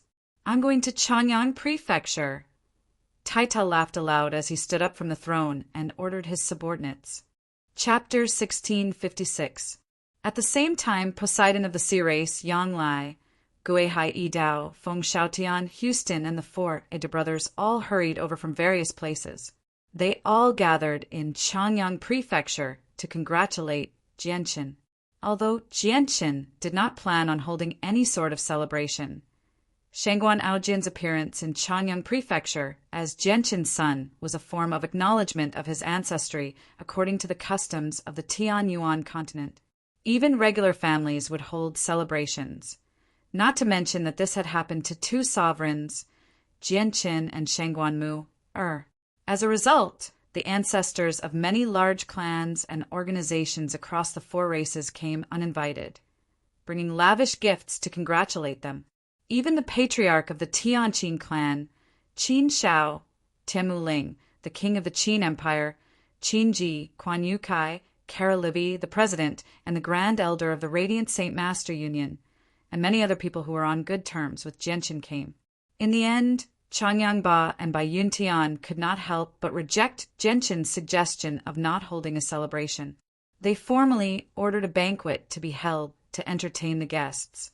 After the celebration, everyone left. Only the four Ada brothers remained. Jianqin knew what the four brothers were up to, so he called out to them before leaving Changyang Prefecture with them. They arrived at the center of a desolate mountain range.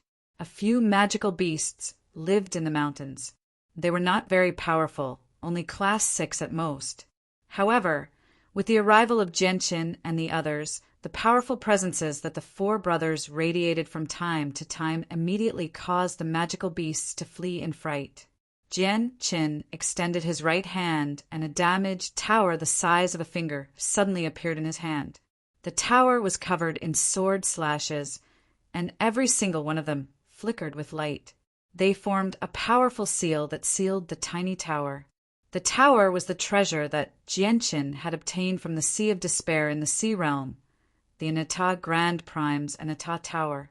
With the appearance of the Anata Tower, the four of them immediately looked at it. Their faces were filled with curiosity and a sliver of confusion. This was because the four of them found the Anata Tower to be both familiar and unfamiliar.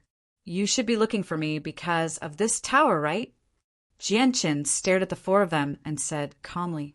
The four brothers said nothing. All of their attention was focused on the Anata Tower. All of their attention had been drawn away.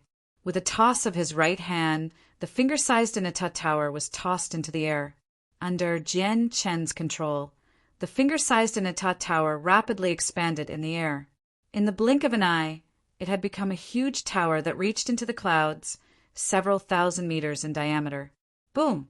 The enlarged Anata Tower slammed into the ground with a heavy boom, causing the ground to shake violently. As soon as the Anata Tower left Jianqin's hand, its weight was immediately revealed, causing the ground to sink. Looking at the Anata Tower that had sunk several dozen meters, he shook his head helplessly. Jianqin shook his head rather helplessly. He had not completely refined the Anata Tower, so placing it on the ground was a troublesome matter. This was because the Anata Tower was as light as a feather in his hand, but once it left his hand, its weight would become apparent. As a result, he needed to make the Anata Tower larger. The larger the better. He needed a larger surface area to support the Anata Tower's weight. Otherwise, if it remained the size of a finger, the Anata Tower might actually sink to the core of the planet. Come with me! Jianqin called out to the four brothers before flying through the damaged entrance of the Anata Tower first. The four brothers stared at the damaged tower that reached into the clouds in shock before flying in with Jianqin. The Anata Tower had a total of 9 floors, and all of them were in a shattered state. A huge strand of sword qi suppressed the edges of the 9 floors. Jianqin arrived before the sword qi on the eastern side of the first floor with the four brothers. He stared at the huge strand of sword chi in the shattered space and said, "The four of you should have sensed something from the Inata Tower. The secret lies in the sword chi. The owner of the sword chi is called the Nirvanic Immortal Exalt. He's a supreme expert who stood at the apex of another world. Although I don't know where your cultivation method comes from, it must be related to the Nirvanic Immortal Exalt or created by the Nirvanic Immortal Exalt. The Inata Tower is filled with remnants of the Nirvanic Immortal Exalt's sword chi. Since the sword chi comes from the same source as you, this might be the reason why you feel attracted to it. The Nirvanic Immortal Exalt possessed 4 swords. They were the sword of mortality, the sword of reincarnation, the sword of slaughter, and the sword of annihilation. The 4 swords all have their own shapes, and they just happen to share some similarities with the swords in your hands. The reason why you were all able to break through to the origin realm during the battle is also related to the sword chi left behind by the Nirvanic Immortal Exalt. When I subdued the tower, I had the assistance of the 4 strands of sword chi. They were hidden in my arm, and when the 4 of you fought against the crisis of the world, the 4 strands of sword chi flew out of my arm and fused with you, which was why the 4 of you were able to break through at the same time. Jianqin explained to the 4 brothers. Jianqin is the Nirvanic Immortal Exalt from a higher world. Ad asked. Jianqin nodded. That's right. The Nirvanic Immortal Exalt is indeed from a higher world, but he doesn't belong to the Saints' world. Instead, he's from the Immortals' world, an enemy of the Saints' world. At the same time, he's the greatest expert of the Immortals' world.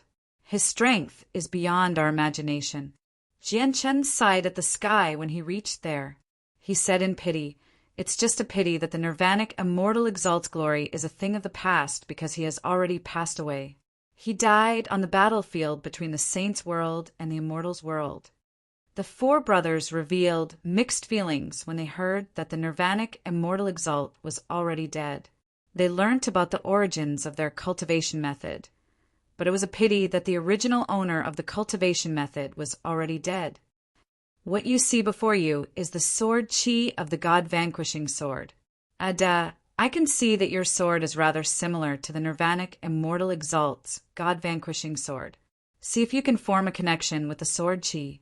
It would be even better if you can absorb the power from the sword chi. Jianqin stared at Ada with brimming interest.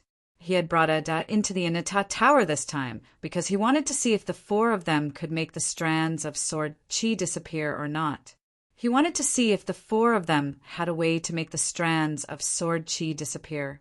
This was because the sword chi were seals that sealed away the Inata Tower's power. If the seals were not removed, he would not be able to unleash the tower's true power even if he refined it completely. Ada stared at the sword chi for a while before shaking his head. The sword chi is both familiar and unfamiliar to me. It's impossible to absorb the power from the sword chi because I can clearly sense how powerful the sword chi is. Even with my current strength, I still shiver in fear. If I absorb it, I'll probably be ripped to pieces in a single moment and wiped out. A sliver of disappointment appeared in Jianqin's eyes, but he did not become dejected. He brought the 4 of them to the 2nd strand of sword chi. The 2nd strand of sword chi came from the God-vanquishing sword, which corresponded to A'er's sword. However, the result was the same as Ada's. A'er found the sword chi to be rather familiar, but he was still unable to absorb its power. Afterwards, Jianchen led the 4 brothers through all 4 corners of the 1st floor, but he found nothing in the end. Only when he had explored all 9 floors of the Inata Tower with the 4 of them did he return in disappointment. He left the Inata Tower. What about the sword chi outside? Do you have any way of controlling it or absorbing it? Jianqin stood outside the Inata Tower and looked at the sword slashes. Even though he already knew what to do, he still wanted to try. The 4 brothers stared at the sword chi before closing their eyes very soon. Their presences suddenly changed at that moment. Jianqin's eyes suddenly narrowed as he stared at the 4 brothers. At that moment, he felt like the four brothers seemed to have fused with the sword chi. They're using the sword slashes to comprehend the way of the sword. Jianshin's heart skipped a beat. He had experienced something similar when he first saw the sword slashes, but unfortunately, due to his low cultivation, not only did he fail to benefit from it, but he had almost suffered a powerful backlash. The cultivation method the four brothers use should be passed down by the Nirvanic Immortal Exalt. It comes from the same source as the sword chi. I wonder if they can comprehend it successfully, Jianshin thought. However, as soon as he thought of that, the four brothers' presences immediately became chaotic. They all vomited blood as their faces became extremely pale. Jianshin arrived before the four brothers and raised his hand to use Radiant Saint Force to heal them. Although the four brothers suffered from a backlash, they were not too heavily injured. With Jianshin's abilities as a Class 9 Radiant Saint Master, the four brothers made a full recovery before long. What powerful sword chi! I've never felt such powerful sword chi before. I never thought that I wouldn't even have the right to comprehend it with my strength at the origin realm. Sighed. Ada exhaled deeply. He glanced at the sword slash on the Inata Tower in lingering fear before immediately looking away. He no longer dared to try comprehending it. Jianshin stared at the sword slashes. He did not tell the four brothers that the sword chi had actually become much weaker after resisting the Inata Tower for so long. Afterwards, the five of them circled around the Inata Tower a few more times while the four brothers flew to the very top of the tower. They saw the four slashes that no longer contained any sword chi, but they failed to benefit from it in the end. Chapter 16, 57. Jianshin watched the four brothers leave. Only when they had vanished from his sight did he gently sigh. His face was filled with some regret and disappointment. He had brought the four brothers into the Inata Tower this time for another purpose other than answering their questions. He wanted to see if the four brothers had any way of dealing with the seal on the Inata Tower. After all, the cultivation method the four brothers used was related to the Nirvanic Immortal Exalt, and they had only been able to reach the origin realm because of the four strands of sword chi that had assisted him in the past. In this world, the four brothers were the only people who had a slight connection to the Nirvanic Immortal Exalt. So, in Jianshin's opinion, the four brothers were the most likely to be able to deal with the seal on the Inata Tower. Although the seal on the Inata Tower had become much weaker after countless years, the Nirvanic Immortal Exalt was still the Nirvanic Immortal Exalt. However, this was a seal left behind by the greatest expert of the Immortals world after all. No matter how weak it was not something Jianshin could break through. Even if Jianshin's strength increased by a few more levels, he would still be helpless against the seal. Jianshin looked at the damaged Inata Tower. He stared at the sword slashes that covered the Inata Tower and murmured, "These sword chi already possess some intelligence. They must have sensed the arrival of the four brothers. The reason why they haven't changed is probably because the four brothers are too weak. After all, they haven't comprehended the way of the sword." If the four brothers had comprehended the way of the sword and their strength had increased by a few more levels, would the situation have been completely different? Jianshin stared at the sword slashes on the Inata Tower in thought. After a while of thought, he put the Inata Tower away. With a single movement, he vanished, only leaving behind the huge crater that the Inata Tower had created. Jianshin lived a peaceful and ordinary life. He spent all his time either with his parents or teaching Shangguanaojian about cultivation.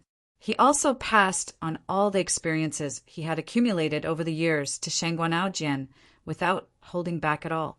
Sometimes he would stay on Three Saint Island for a few days and stay by Shangguan Mu'er's side.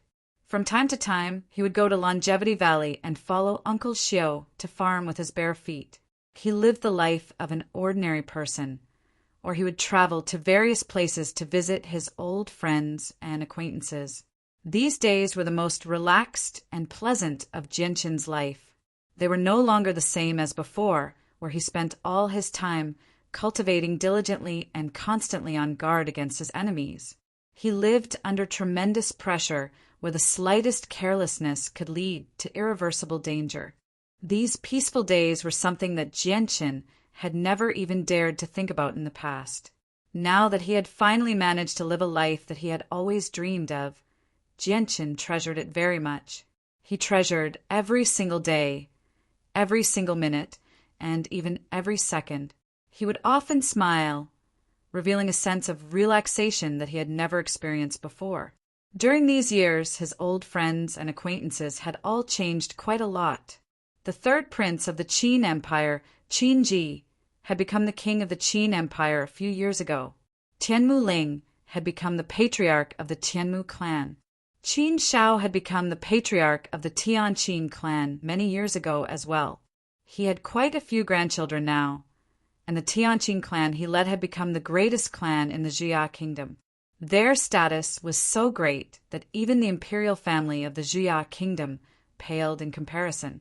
Although the Radiant Saint Master Union had not changed much in the past few years, the president announced his resignation a few days after Shangguanaojian's identity was announced.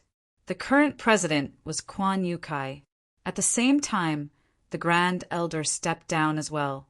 He and the president had become Class 8 Radiant Saint Masters several decades ago in the artifact space, giving them 6,000 years of lifespan. In the following years, they planned to retire and live in seclusion. They no longer interfered with the matters of the Radiant Saint Master Union.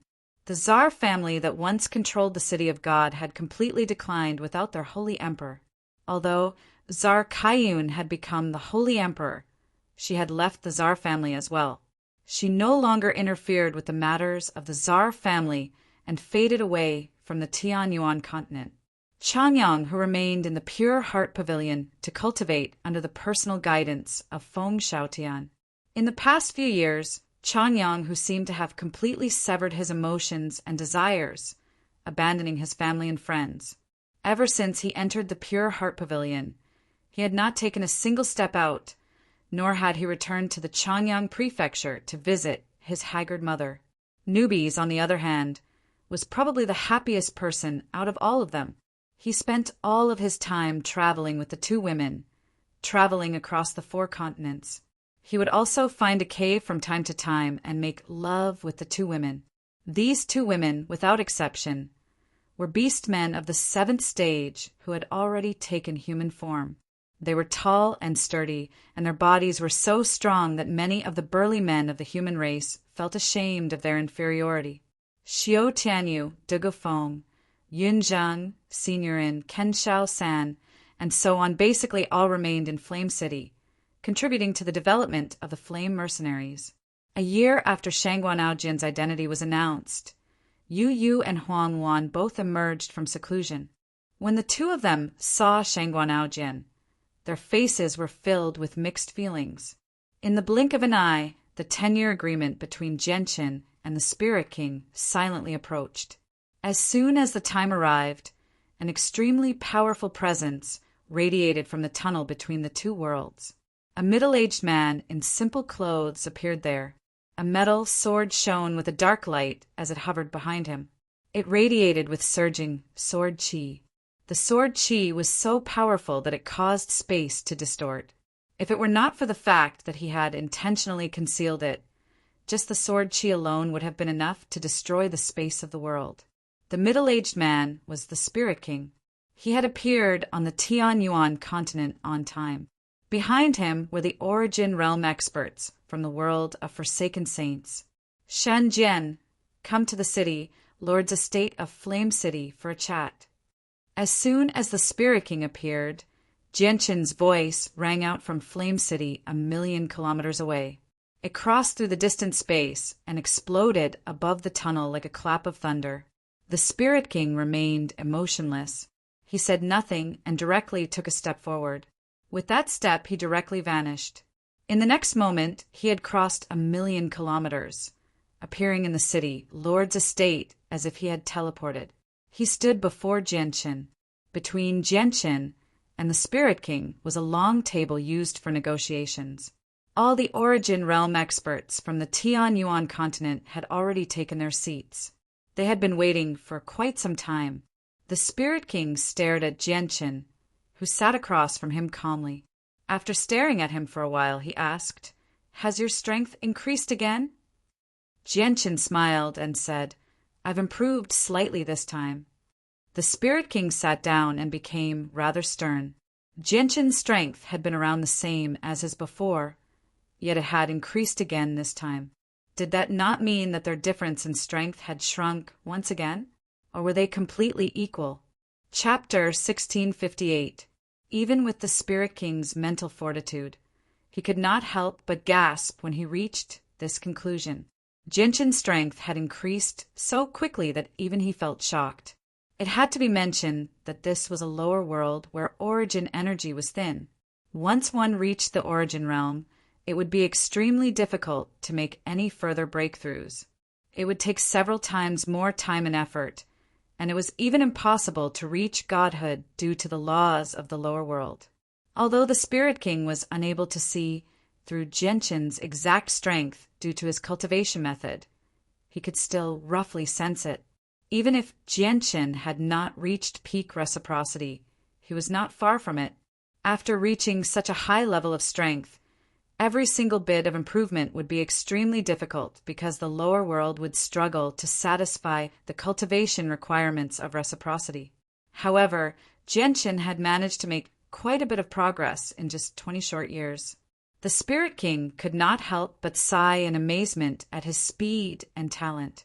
With the Spirit King seated, the other Origin Realm experts from the world of Forsaken Saints all hurried to the city lord's estate. They all glanced at Jianqin with mixed feelings and reverence before silently sitting to the two sides of the Spirit King. The Spirit King had not been present during the negotiations last time, so Xiongzhong had been the strongest representative from the world of Forsaken Saints. Everything had been decided by Xiongzhong, but now that the Spirit King was personally present, all the elders and protectors from the world of Forsaken Saints who were revered as sovereigns on the Tianyuan continent immediately shut their mouths obediently. They dared not say anything more. Let's talk about the issue of territory now.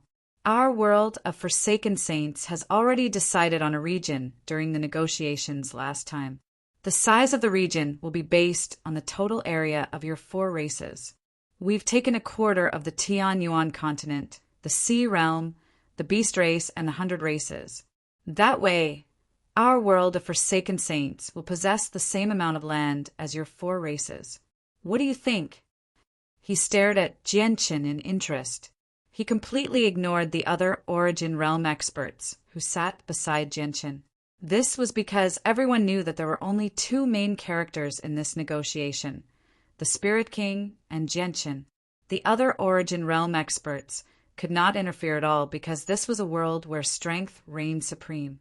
The person with the biggest fist would always be the one with the biggest fist. If Jianqin was not present in this world to keep the Spirit King busy, the world of Forsaken Saints and the Tianyuan continent would not have needed to resolve their problems through negotiations. Jianqin gently shook his head when he heard what the Spirit King had said. He said, "Xinjian, I won't agree to your plan." "Then tell me your plan." The Spirit King's expression did not change as he spoke nonchalantly. He seemed to have expected that Jianqin would not agree so readily. After pausing for a moment, the Spirit King added, "In order to fend off the crisis of the world, our world of Forsaken Saints has made a very great sacrifice. We've paid a very great price. If we can't reach a peaceful agreement, I can't guarantee that our world of Forsaken Saints won't use force to resolve the issue." The Spirit King's words contained some threat. If the Tianyuan continent's plan did not satisfy them, their world of Forsaken Saints would start another war. The expressions of many Origin Realm experts on the side of the Tianyuan continent changed slightly.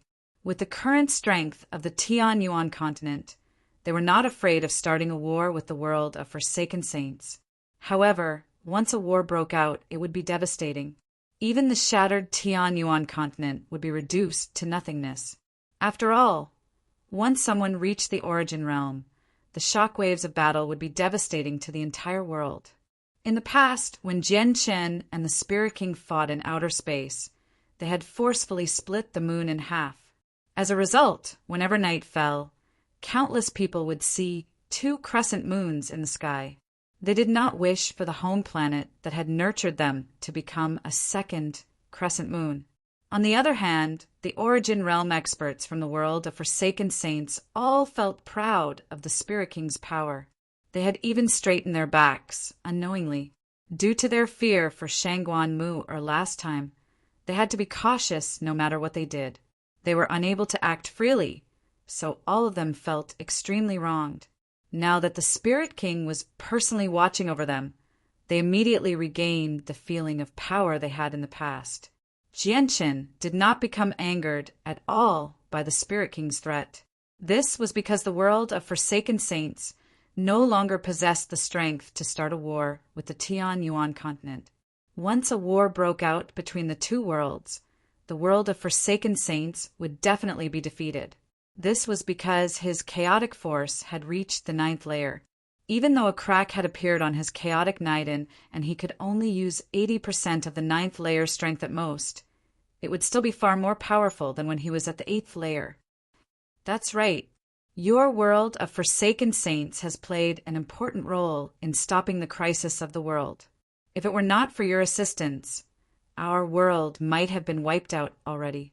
When the cultivators from your world willingly gave up their lives, I, Jianchen, promised that I would complete their final wishes and allow them to rest in peace, Jianchen said calmly.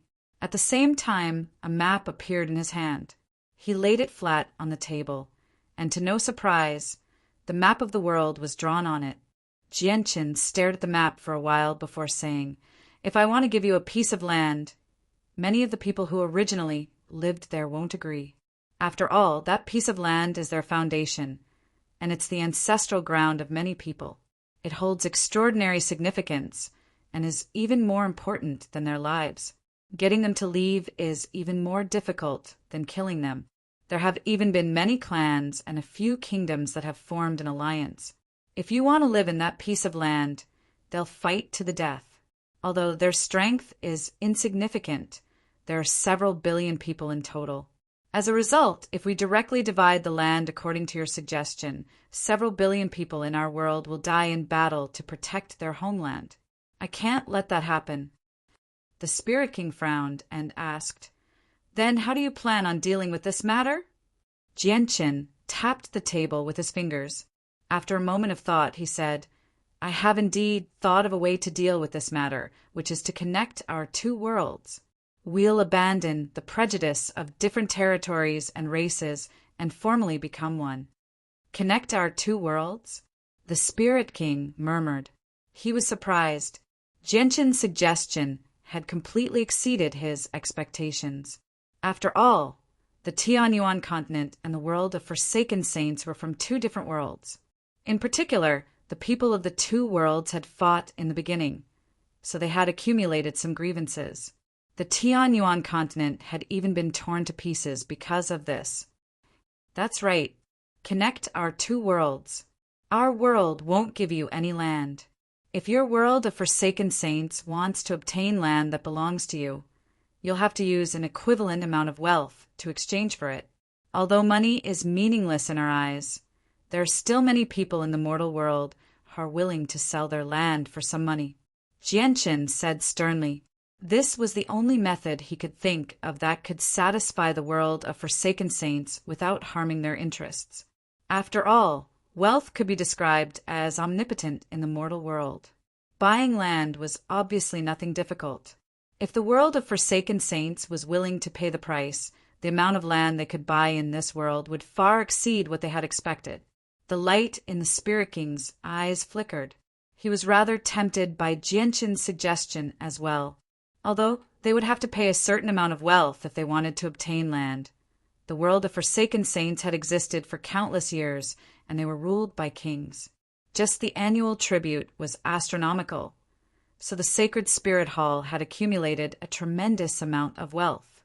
Losing a few resources would not affect the Sacred Spirit Hall at all. On the other hand, they would be able to purchase land from the people of the four races through various resources. The land they would obtain in the end would be far greater than what they could obtain through negotiations. But that was only if the negotiations went smoothly. However, directly dividing up the land would affect the lives of several billion people. Chapter 1659. The Spirit King sank into his thoughts when he heard Jianshan's suggestion. Clearly, he was considering the pros and cons of this matter. He would discuss it with the elders and protectors behind him through communication techniques from time to time. For a moment, the city, Lord's estate, fell silent. No one from the Tianyuan continent's side said anything. Jianshan had already told them the exact details. All they needed to do now was wait for the world of Forsaken Saints' reply and see whether they agreed or not. This matter was clearly very important and would have an extremely deep impact on the world of Forsaken Saints. As a result, the Spirit King and the others dared not to be careless. Although they all seemed to be sitting there silently, they had already begun to discuss the matter. Time passed silently. For hours later, the Spirit King's voice rang out once again. "All right, I agree to your suggestion. From today onwards, our worlds will be connected. Our world of Forsaken Saints will be able to purchase any land in your world." Many of the Origin Realm experts from the Tianyuan continent smiled as if a heavy burden had been lifted from their shoulders. The matter of land from the world of Forsaken Saints had been weighing on their minds for 20 years. At the same time, they knew that as long as they had not reached an agreement on the matter of land with the world of Forsaken Saints, it was possible for the two worlds to erupt into war again. They were not afraid, but they did not wish to see something like that happen. Now that the matter of land had finally been resolved perfectly, many of them let out a sigh of relief. Jianshan smiled as well. He said, "Sincerely, I hope that our worlds can get along well in the future. Of course, there's one thing I must remind you about. If you want to purchase land in our world fairly, we won't restrict you. How much you can obtain will depend on your own abilities. However, I do not wish for you to force us to purchase land. If that happens, we will stop you. The fusion of our world and the world of Forsaken Saints will unavoidably result in some friction. If we don't control it well, a war might even erupt. Once the Holy Emperor is involved, the shockwaves from the battle will cause great damage to the Tianyuan continent. The Tianyuan continent has already been torn apart, so it's extremely fragile. It can't endure the torment at all. As a result, I suggest that in order to prevent this from happening, we should arrange for a few Origin Realm experts to form an alliance. They will be in charge of coordinating this matter and preventing large-scale battles between Holy Emperor-level experts, Houston suggested. Jianshan nodded slightly when he heard that. He said, "That's a good suggestion. I think we need to form an alliance to prevent large-scale battles between experts. After all, the Tianyuan continent won't just be our home in the future. It will be the home of your world of Forsaken Saints as well. We don't wish to see our home destroyed by our own hands."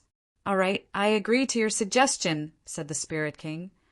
Afterwards, the two sides made some adjustments to the details of the connection between the two worlds. They both considered that it would not be easy for the two worlds to merge as they were from two different worlds. As a result, they set down many rules and restrictions to prevent large-scale battles from erupting between the two worlds. At the same time, the alliance between the world of Forsaken Saints and the Tianyuan continent was formally established. The name of the alliance was the Heaven Saints Alliance, derived from the first word of the Tianyuan continent and the world of Forsaken Saints. The Heaven Saints Alliance did not have an alliance master, only alliance elders. Without any exceptions, the position of alliance elder was held by the Origin Realm experts of the two worlds. The purpose of the Heaven Saints Alliance's existence was to prevent large-scale conflicts between the cultivators of the two worlds, so that the shockwaves from the battles could destroy their homeland. Aside from that, the Heaven Saints Alliance would not interfere with anything else. After the negotiations, the people of the two worlds all dispersed. The contents of the negotiations were announced to the world as soon as possible. Very soon, everyone on the Tianyuan continent, the magical beasts, the wasteland continent, the sea race, and the other territories learned about the results of the negotiations. Some people acted like nothing had happened and did not care at all, while some people's eyes flickered with a wise light as they thought about how the situation of the world would develop after the change. At the same time, there were people who shed tears of joy as they cheered without emotion. They were the people who were prepared to protect their homes, kingdoms, ancestral homes, and clans. Originally, they were prepared to fight to the death with the world of forsaken saints. They swore that they would protect the land that belonged to them and that they had managed for countless years, even at the cost of their lives. However, as the results of the negotiations were announced, all of them became emotional. Many of them could not help but shed tears. It's Sovereign Jianshin. It's Sovereign Jianshin who has helped us. If it were not for Sovereign Jianshin's rejection of the idea of giving away our land probably would have belonged to the world of forsaken saints already. All of us who are deeply attached to this land would have been buried here with the battle against the world of forsaken saints before long. Thank you, Sovereign Jianshin. Thank you, Sovereign Jianshin. Long live Sovereign Jianshin. The other sovereigns of our world don't care too much about our lives, but Sovereign Jianshin cares about us. It's Sovereign Jianshin who has saved us. It's Sovereign Jianshin who has allowed us to protect the land of our ancestors. Very soon, people learned that the final change in the division of territory was all thanks to Jianshin. Immediately, many people expressed their gratitude to Jianshin. Jianshin had protected their homes. Jianshin had saved their lives. At that moment, several billion people in the world silently remembered Jianshin. There were even people who began to erect statues of Jianshin in a few cities. People would kneel before the statues every day, and there were even people who began to decorate their homes with statues of Jianshin. As the greatest sovereign of the world, Jianshin was supreme. However, he was not like the other sovereigns who did not care about the lives of the people who lived at the bottom of the food chain. He thought for them and spoke for them. In the end, he had protected their homes, protected their land, and saved their lives. Jianshin, who received the gratitude of countless people, appeared on Three Saint Island. He sat on a rock at the top of Three Saint Mountain as Shangguan played the zither beside him. Her music was beautiful and pleasant, enough to enchant people. In the next period of time, Jianshin silently paid attention to the development of the two worlds. He wanted to see if anything unexpected would happen. The world of forsaken saints moved quickly after the negotiations. The next day, a large group of sainthood experts flew out of the tunnel between the two worlds and entered the Tianyuan continent. They then scattered in all directions, flying to the territories of the four races of this world. Chapter 1660. In a bustling city that was not small in scale, the high and mighty city lord was half lying on a chair, enjoying the singing and dancing in front of him. Suddenly, an ordinary-looking middle-aged man appeared in front of the city lord out of thin air and said directly, "I want to buy this city."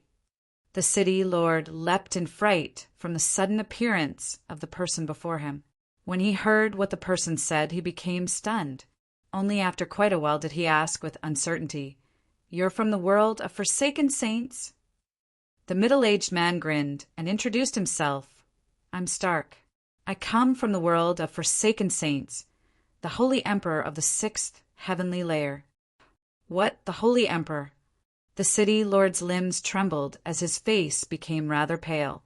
He was only a heaven saint master right now, but even with that he was still the greatest expert in the city. The Holy Emperor was an unreachable existence in his eyes. "I want to buy this city. You can go and negotiate with the people in the city. Whether it's money, battle skills, or cultivation techniques, I can take them all out. Depending on the size of the territory you occupy, you can get different rewards. Of course, if your performance is satisfactory, then I won't treat you unfairly." Stark said, "But this city belongs to the Luofei kingdom. If I do that, the city lord said in a troubled manner. He was not particularly willing to work for the people of the world of Forsaken Saints. After all, he was a human. How could he help a foreign race? However, the person standing before him was a holy emperor. Even if he was unwilling, he could not directly express it. The Luofe kingdom you speak of only has a single saint ruler. If your contributions are great enough, I can make a request to the higher-ups. If you enter the sacred grounds of our world of Forsaken Saints to cultivate, you'll definitely become a saint ruler within 10 years, said Stark. What? You'll let me become a saint ruler within 10 years? Is that true? The city lord's eyes widened as excitement filled his face. He had been a heaven saint master for many years already, but due to the limitations of his talent, he would never be able to reach sainthood. Sainthood was a fatal temptation to him. Of course, just how precious is the sacred grounds of our world of Forsaken Saints. Reaching Saint Ruler is an extremely simple matter, Stark swore. All right, I agree. Senior, as long as I can reach Saint Ruler, I'll do anything you want me to. The city lord agreed, excitedly. In front of the hope of becoming a Saint Ruler, he had already tossed aside all thoughts of his race. Very few people knew that there was an ancient clan that had existed for several tens of thousands of years in a primitive mountain range. Today, a special guest had arrived in the ancient clan. This guest was nothing special, but he was able to infiltrate the ancient clan silently, ignoring all the defenses as if they were mere decorations. At this moment, the guest stood before the ancestor of the ancient clan. He said emotionlessly, "You have a hidden illness that prevents you from becoming a holy emperor.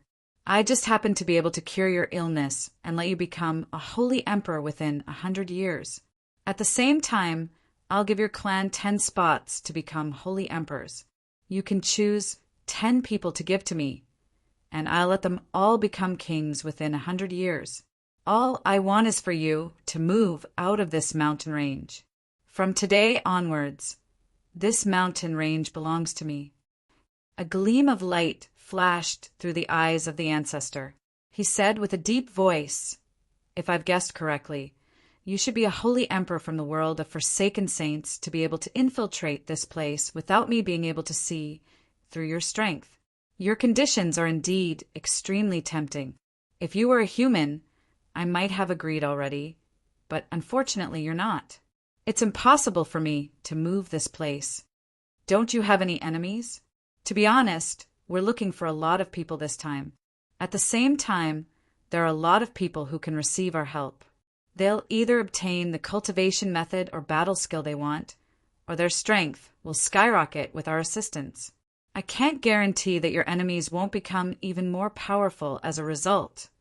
The Holy Emperor from the world of Forsaken Saints nonchalantly replied. The ancestor's face changed.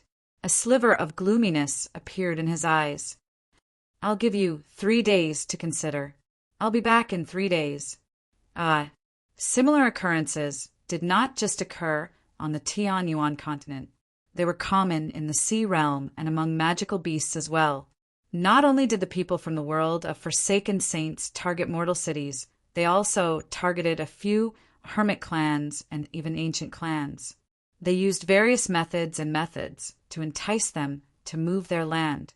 The appearance of a saint-tier battle skill was enough for ancient clans to fight to the death. However, the world of Forsaken Saints possessed a deep heritage. Saint-tier battle skills that were extremely valuable on the Tianyuan continent were nothing to the world of Forsaken Saints. As a result, many hermit clans chose to sell their land on the very first day for the sake of a saint-tier battle skill, a saint-tier cultivation method, the right to become a holy emperor or even a holy emperor. At the same time, they wanted to make their clans even more glorious and powerful. At the same time, the people from the world of Forsaken Saints purchased large amounts of land from ordinary people using money and other currencies. They even promised some benefits to the kings of a few kingdoms, winning their favor. As a result, the entire territory of a kingdom basically became their backyard. Of course, The world of Forsaken Saints did not run amok in the land. They only wanted territory and a good environment for their weaker clansmen to live in. This was because the environment in the world of Forsaken Saints was just too horrible. It was not suitable for mortal realm cultivators to live in. Countless clansmen would die to natural disasters every year, while the environment on the Tianyuan continent was like heaven compared to the world of Forsaken Saints. Jianqin and Shangguanmu are sat on a rock on Three Saint Island. They observed everything that happened in this world, whether it be the Tianyuan continent, the sea realm, the magical beasts, or the 100 races. It's only been a day, yet the world of Forsaken Saints has obtained so much land. If this continues, they'll probably take over half of the Tianyuan continent. Jianqin, do you already have a plan for this? Shangguanmu looked at Jianqin. Chapter 1661. Jianqin and Shangguanmu were not the only ones who paid attention to the sainthood experts from the world of Forsaken Saints buying up land on the Tianyuan continent. Many Origin Realm experts secretly paid attention as well. They enveloped the territories of the 4 races with the senses of their souls, closely monitoring the people from the world of Forsaken Saints to prevent them from doing anything out of line. Only Xiao Jin and Xiao Ling paid no attention to this at all. They played around all day without a care in the world. Even the white tiger, who had entered a frenzied state of cultivation, would extend the senses of his soul from time to time to observe everything in the outside world. At the same time, the Origin Realm experts from the world of Forsaken Saints secretly paid attention to the people who had been sent to buy up land. After all, every single one of them carried a huge amount of wealth with them. Not only did this wealth include the currency of the mortal world, but it also included large amounts of cultivation resources, cultivation methods, battle skills, and so on. These treasures were the accumulated wealth of the Sacred Spirit Hall over countless years. Even though they only possessed the tip of the iceberg, it was enough to drive the Holy Emperor mad. In order to ensure the safety of these people and ensure that their treasures would not be stolen, the Origin Realm experts from the world of Forsaken Saints basically paid attention to them at all times. As long as the difference in strength between the Origin Realm experts of the 2 worlds was not too great, they could sense the senses of each other's souls. As a result, the Origin Realm experts from the Tianyuan continent and the world of Forsaken Saints would often come into contact with the senses of the Origin Realm experts from the world of Forsaken Saints. However, nothing unpleasant happened. The world of Forsaken Saints' large-scale purchase of land also caused quite a stir in the Tianyuan continent. They had brought large amounts of treasures and cultivation methods to trade for land, so the value of Saint-tier cultivation methods and Saint-tier battle skills plummeted instantly. Basically, all the ancient clans that were willing to relocate and a few large organizations under the protection of the Holy Emperor possessed a Saint-tier battle skill or a cultivation method from the world of Forsaken Saints. After all, the reason why Saint-tier battle skills were so valuable was because there were just too few of them. Many ancient clans that had been passed down for several tens of thousands of years did not even possess a single one. Now that the world of Forsaken Saints had brought a large number of Saint-tier battle skills and cultivation methods into the various clans, Saint-tier battle skills had lost their value in a single moment. However, it had to be mentioned that the people from the world of Forsaken Saints had indeed managed to obtain a large amount of land by using their money and other currencies in the mortal world and their cultivation resources on cultivators. The world of Forsaken Saints had indeed lost a large amount of land, while the resources they had lost was nothing to a colossus that had existed for countless years. This was because not only did the world of Forsaken Saints have more Origin Realm experts than the Tianyuan continent, they even had more sainthood experts than the Tianyuan continent. As a result, there were basically countless Saint-tier cultivation methods and Saint-tier battle skills in the world of Forsaken Saints. In the blink of an eye, the world of Forsaken Saints had already gone on a shopping spree for 3 whole years. Not only did the world of Forsaken Saints obtain a relatively large amount of land from the 4 races, but the strength of the Tianyuan continent had also rapidly increased. This was because the world of forsaken saints had brought many heavenly resources that had never appeared on the Tianyuan continent before, as well as scrolls that contained the comprehension of the mysteries of the world. These scrolls could help people reach sainthood, allowing many heaven saint masters to reach saint ruler. Aside from a small number of cultivators who could reach sainthood through their own efforts, the people who had reached sainthood through heavenly resources would not be able to advance any further in their lives. This was because the heavenly resources were not as perfect as the violet cloud peaches. Once they reached sainthood through these heavenly resources, their foundation would be completely destroyed, and they would remain at that level for the rest of their lives. However, even with that being the case, there were still many peak heaven saint masters who chose to destroy their foundation to reach sainthood. This was because their talent was limited. The sixth cycle of heaven, Saint Master, was the limit. If they did not use this method, they would only be reduced to a pile of bones after 1,000 years. During these 3 years, forsaken saints constantly passed through the tunnel and arrived in this world. There are hundreds of millions of them, and they were all weak, forsaken saints. Most of them were below Earth Saint Master, with very few Earth Saint Masters and Heaven Saint Masters. They resided in the land that already belonged to the world of forsaken saints.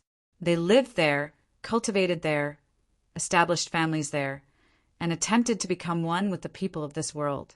Their existence caused another great race to appear in this world that originally only had 4 races, the forsaken saints.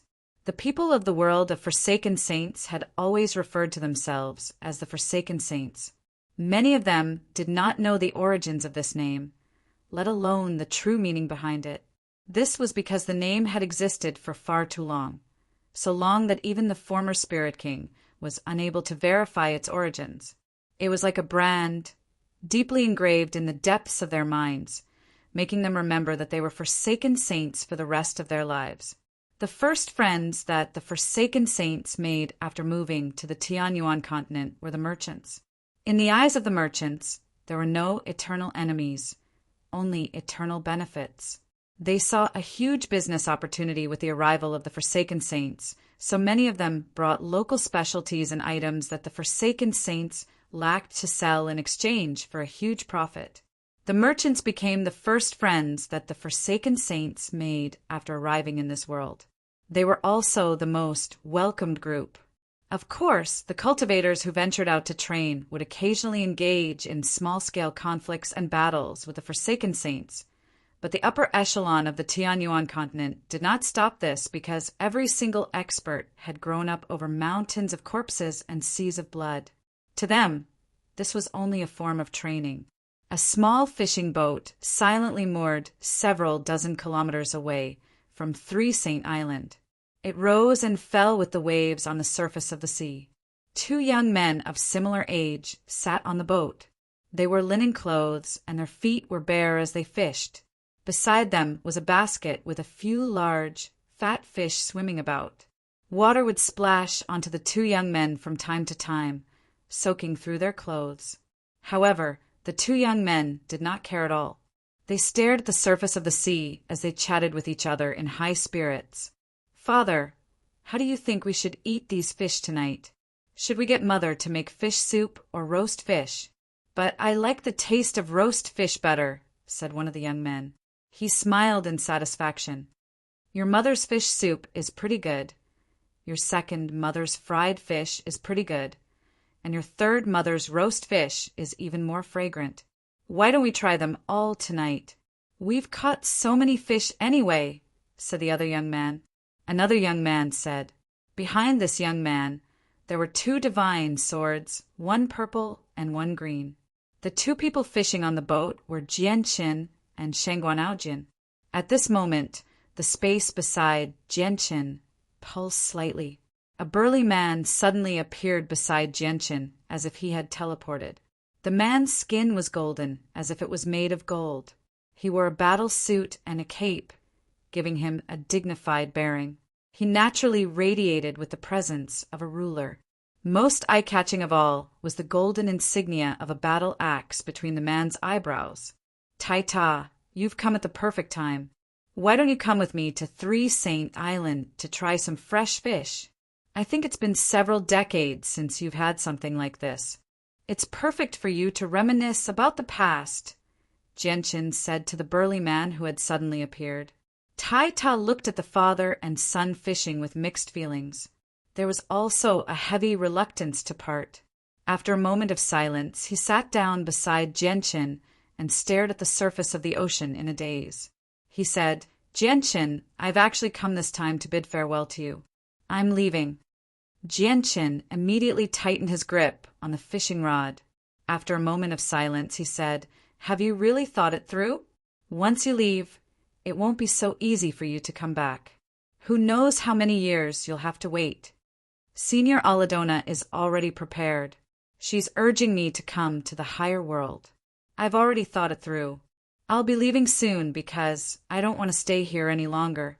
There's no point in staying here any longer, Tai-Ta said rather gloomily. Jianqin glanced at Tai-Ta deeply and sighed deeply. He knew what Tai-Ta meant. Originally, Tai-Ta had made a promise to a girl in the village that had raised him on the Tianyuan continent. However, the girl had already married another man from the same village many years ago and had become a grandmother now. This matter had always pained Tai-Ta. Tai-Ta had always buried this matter at the bottom of his heart, never telling anyone. However, with Jianqin's current strength, he could easily envelop the entire world with the senses of his soul. As long as he wanted to, he could learn anything that happened in the world. Tai-Ta's village obviously could not hide anything from him. Jianqin patted Tai-Ta's shoulder and said, You have to remember to protect yourself after you go to the saint's world. Perhaps we'll meet there before long. Jianqin did not try to keep Tai-Ta. He knew that Tai-Ta's departure was only a matter of time. Tai-Ta looked at Jianqin and said, Jianqin, come to the saint's world with me. Senior Aladona told me that once I return to the God clan, I'll be the king in everyone's eyes. Everyone will respect me and listen to my orders. The God clan is a glorious clan in the saint's world. They're very powerful. Come with me to the saint's world and cultivate with the God clan. With my status in the God clan, I can guarantee that no one will make things difficult for you. Shangguan Aojian immediately became displeased with Tai-Ta's words. He grumbled, Uncle Tai-Ta, I won't stop you if you want to go to the saint's world, but don't try to tempt my father or I'll never forgive you. Chapter 1662. Humph. Shangguan Aojian snorted gently and turned his head away, ignoring Tai-Ta. He knew that his parents would leave this world sooner or later, and that day would not be too far away. Tai-Ta, I still have a lot of ties here. I want to stay in this world for a while longer and spend more time with my parents before I leave. After all, who knows when I'll return next time? I don't even know if I'll be able to see them again by then, Jianqin said with a deep voice. His heart became rather heavy because he did not know whether he would be able to return after going to the saint's world. He was not afraid of death, but he still had ties. Even if he left, he could not leave in too much of a hurry. All right, I'll wait for you in the saint's world. Once you come to the saint's world in the future, you can directly come to the God Swirl Plain to find the God Clan. I don't know where the God Swirl Plain is either. Senior Aladona told me that. Senior Aladona said that our God Clan is on the God Swirl Plain. As long as you're on the God Swirl Plain, you can find out where our God Clan is by asking anyone on the God Swirl Plain. Tai-Ta said sincerely. All right, if I have the chance, I'll come to the God Swirl Plain to find you. Jianqin paused when he reached there. He became stern and said, But Tai-Ta, you have to promise me one more thing. You can't tell anyone about me in the God Clan. The more powerful the person is, the more they can't talk about me. Do you understand? Why is that? Tai-Ta asked in confusion. Jianqin fell silent for a moment before saying, Don't ask about me right now. Just don't tell anyone about me in the God Clan, especially the 2 swords on my back. You can't tell the upper echelon of the God Clan even if you're not from the God Clan. As for why, you'll find out in the future. Tai Ta understood the severity of the situation when he saw how serious Genshin was. He immediately nodded seriously and swore, "All right, I promise you that I won't say anything. I don't know the reason, but I trust you because you are my best brother." Genshin sighed gently and pulled up the fishing rod. He pulled up a 2-foot-long fish. Genshin removed the fish from the hook and casually tossed it into the basket. He said in Mingdong. Mingdong should have been teleported to the saints' world back then. With his strength back then, it would have been very difficult for him to survive in the saints' world. His life would have been in danger from the slightest carelessness. So many years have passed now, so I wonder how Mingdong is doing. I'm worried about Mingdong the most right now. Tai Ta, you have the God Clan as your foundation in the saints' world. If it's possible, I hope you can find Mingdong through the power of the God Clan once you go there. A sliver of worry appeared on Genshin's face when Mingdong was mentioned. However, he still held onto a sliver of hope that Mingdong had not wandered outside. It would be best if he was protected by the Inata Grand Prime's organization. After all, Mingdong had been teleported away by one of the Inata Grand Prime's treasures, the Fortune Jade seat in the heavenly palace of Bishing. This matter definitely had something to do with the Inata Grand Prime. Or perhaps it was one of the methods the Inata Grand Prime used to choose a successor for herself. If that was the case, Mingdong's safety would be guaranteed. Otherwise, Mingdong's fate would have been horrible if he had wandered outside with his strength back then. Don't worry. I've always worried about this matter.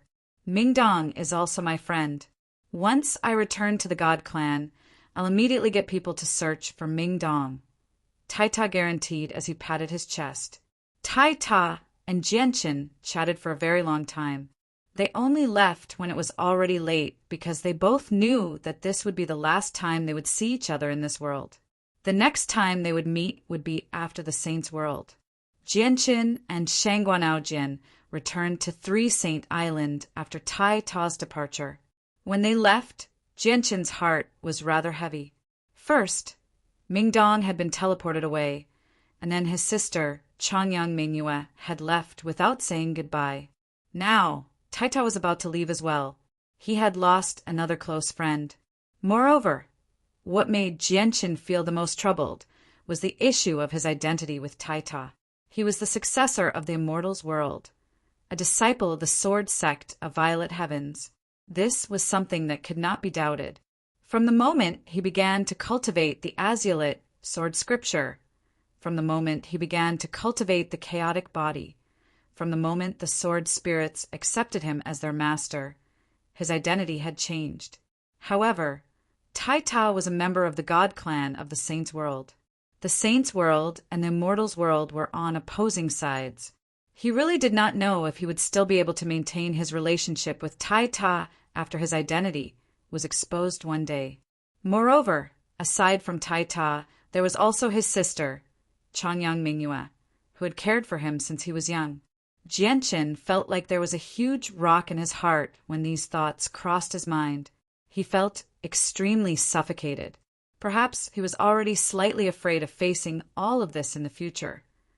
Within the War God Temple on the Wasteland continent, Tai Ta, who wore a golden cloak, sat on the throne. His expression was calm, but his eyes were bright and full of expression, emitting a chilling light.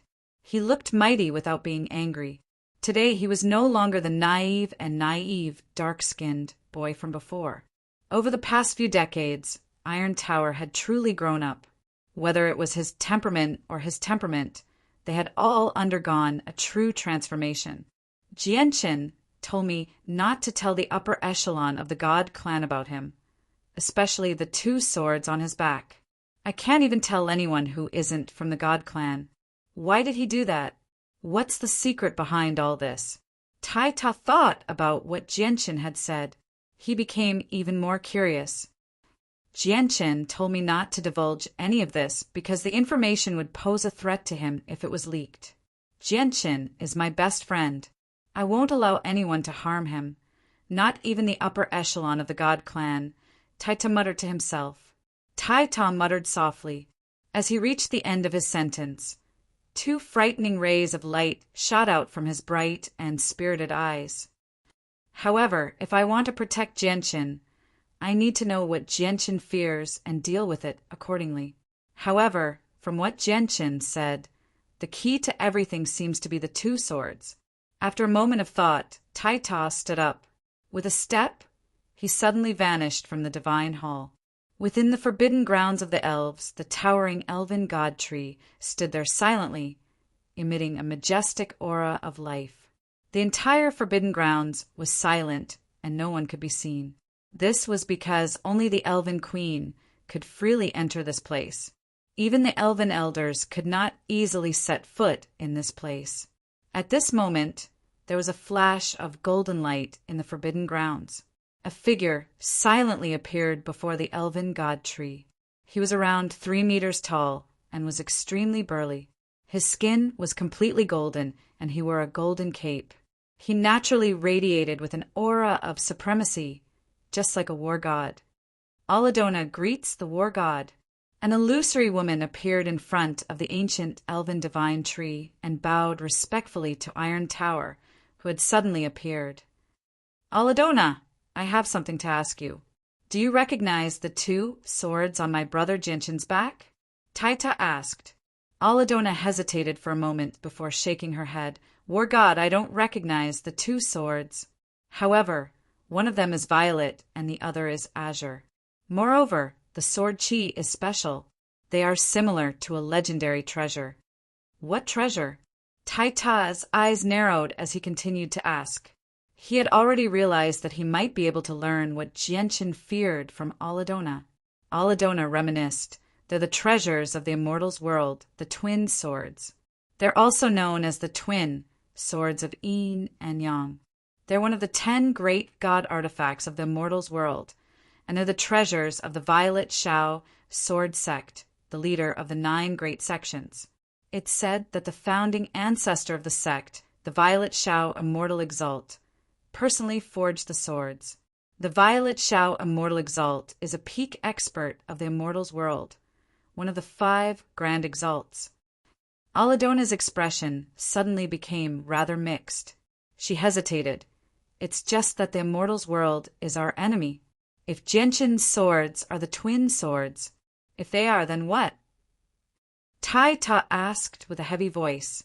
Chapter 1663. Taita fell silent. He did not ask about the immortals' world. Right now, all he thought about was Gentian. When he met Gentian earlier, every single word Gentian had said and his stern expression clearly appeared in his head. If Taita were the same honest, dark-skinned kid from several decades ago, he might not have thought too much about it. However, as he became the war god of the 100 races and reached the origin realm, he had truly matured. Now that he had learnt about this from Aladona and thought about what Gentian had said to him before, he was basically certain that Gentian was connected to the immortals' world. Although he did not know whether the 2 swords on his back were the Azulite swords, one of the 10 great god artifacts of the immortals' world, there was still some connection between the 2. A while later, Taita suddenly glared at Aladona. He said sternly, Aladona, Gentian is my best brother. Whether he's connected to the immortals' world or not, you're not allowed to reveal anything about Gentian, especially about Gentian's 2 swords. Even if the upper echelon of the god clan asks you, you're not allowed to tell them. Do you understand? Although Adriana was the greatest god king of the god clan, Taita directly ordered Adriana as if he was ordering her. He seemed rather dignified and gave off an unquestionable sense of dominance. Yes, master. Aladona replied politely. Not only did she not mind Taita's tone at all, but she even acted like this was how it should be. As a member of the god clan, Adriana deeply understood just how exalted the status of the war god was in the god clan. Even though the war god was still very weak right now and had not truly matured, even the Hall Elders and the Great Elders who possessed tremendous authority in the god clan did not dare to go against the war god's will. Because the war god was the soul of the entire god race, the faith of the entire god race, the spiritual pillar of the entire god race. As long as the war god existed, the god race would be a true god race. I want you to swear. Tai Ta still felt that it was inappropriate because this was related to the life of his best friend, Genshin, so he could not be careless at all. I, Aladona, swear. A month later, in the forbidden land of the elves of the 100 Races, there was news of the elven god tree that had been here for millions of years. And on War God Mountain, there was already a dense crowd of people kneeling. From the summit to the foot of the mountain, from afar, it seemed as if the entire War God Mountain was covered in an armor, formed by countless martial artists of the 100 Races. That was not all. With War God Mountain as the center, there were also countless martial artists of the 100 Races kneeling on the ground. They covered the entire land, numbering in the hundreds of millions. It was such a grand sight that it deeply shook everyone's heart. This was because today the war god would leave this world and head to a brand new world. As long as they could make it, they all gathered here to send the war god off. Apart from them, there were even more members of the 100 Races on the wasteland continent who were unable to make it here because they were too weak. Otherwise, there would be even more people gathered here. As everyone knelt, the golden divine hall at the top of War God Mountain suddenly shone with dazzling golden light. The light was so powerful that it completely eclipsed the sun in the sky, replacing it and becoming the only light in the world. It illuminated the wasteland continent for the last time. The War God Hall slowly flew up from War God Mountain. It flew higher and higher, faster and faster. In the end, it turned into a golden streak of light and shot into outer space with unparalleled speed. At the same time, a huge swirl gradually formed in outer space, slowly turning into a gate that led to the Saints' world. The War God Hall rapidly approached the gate as a streak of golden light. At that moment, the War God Hall became the center of attention. Whether it was the Tian Yuan continent, the Sea Realm, the magical beasts, or even the Forsaken Saints, countless powerful cultivators raised their heads and watched the War God Hall leave. They had not come to send Tai Ta off. They had only come to watch the process of the War God Hall entering the tunnel. Many people became envious because they knew that the Saints' world was in even higher space. If the Holy Emperor had entered the Saints' world, reaching the Origin Realm would be countless times easier than on the Tian Yuan continent. As a result, many cultivators from the Holy Emperor desired the Saints' world. But unfortunately, it was impossible for them to pass through the tunnel without reaching the Origin Realm. Genshin was gloomy on 3 Saint Island. He sat on a rock and drank alone. He watched the War God Hall draw closer and closer to the tunnel. He raised his cup for Tai Ta, sending him off and wishing Tai Ta a smooth trip to the Saints' world. War God, the Saints' world has a total of 49 Great Plains. The destination of the tunnel is not fixed, so leave the rest to me. I'll control the direction of the tunnel so that we don't end up on some distant plain. Aladona's voice rang out from the War God Hall. Finally, the War God Hall arrived before the tunnel under everyone's gazes. However, at this moment, an indescribably tremendous pressure erupted from the War God Hall. The pressure seemed to become the ruler of the universe, causing the entire universe to shake. The laws of the world had almost been shattered. At that moment, the War God Temple was enveloped by a green radiance filled with boundless vitality. The instant the green radiance appeared, it caused the world to tremble. It caused the sun and moon to lose their radiance. Even the endless stars became dim. The green light seemed to possess the power to destroy the world. As soon as it appeared, the surrounding space was reduced to eternal darkness. This was because the power was just too great. It was so great that it could destroy a colossal planet in a single moment. It had completely exceeded the limits of what the universe of this world could endure. In particular, when a meteor that was 100 kilometers wide approached the green light, it was silently reduced to dust. The expressions of the countless cultivators who witnessed this on the Tian Yuan continent all changed at the same time. All of them became extremely pale because they could feel the depths of their souls tremble before the pressure. Chapter 1664. There were few Origin Realm experts from the world of Forsaken Saints who remained in this world as well. Fear filled their faces. The pressure was so powerful that they felt like it had completely surpassed the Spirit King. God King. On 3 Saint Island, Jianqin stared at the green light as he murmured. He had seen Divine King experts more than once. Whether it was Protector Shui or Aladona, they were all at the same level of cultivation. However, today was the first time he had truly witnessed the Divine King's might. He was an existence that could destroy the stars with a flick of his finger. A sea of violet lightning gradually formed in the depths of outer space. Thick bolts of violet lightning leapt about as they rapidly approached Aladona with an indescribable presence of ways. Aladona's strength as a divine king had been exposed. She was no longer tolerated by the world. So a trial had been sent down. The trial was extremely powerful, let alone the fact that Aladona was still weak right now and was unable to unleash her full strength, even if she was at her peak. She would definitely die if she faced the trial unless she used the treasures the experts of the God Clan had bestowed upon her. However, before the sea of violet lightning could approach Aladona, Aladona's tremendous life force had already enveloped the War God Hall and entered the tunnel to the Saints' world. She vanished from this world along with her presence. The sea of violet lightning could no longer sense Aladona's presence, so it gradually dispersed in the end. Very soon, the outer space returned to its peaceful state.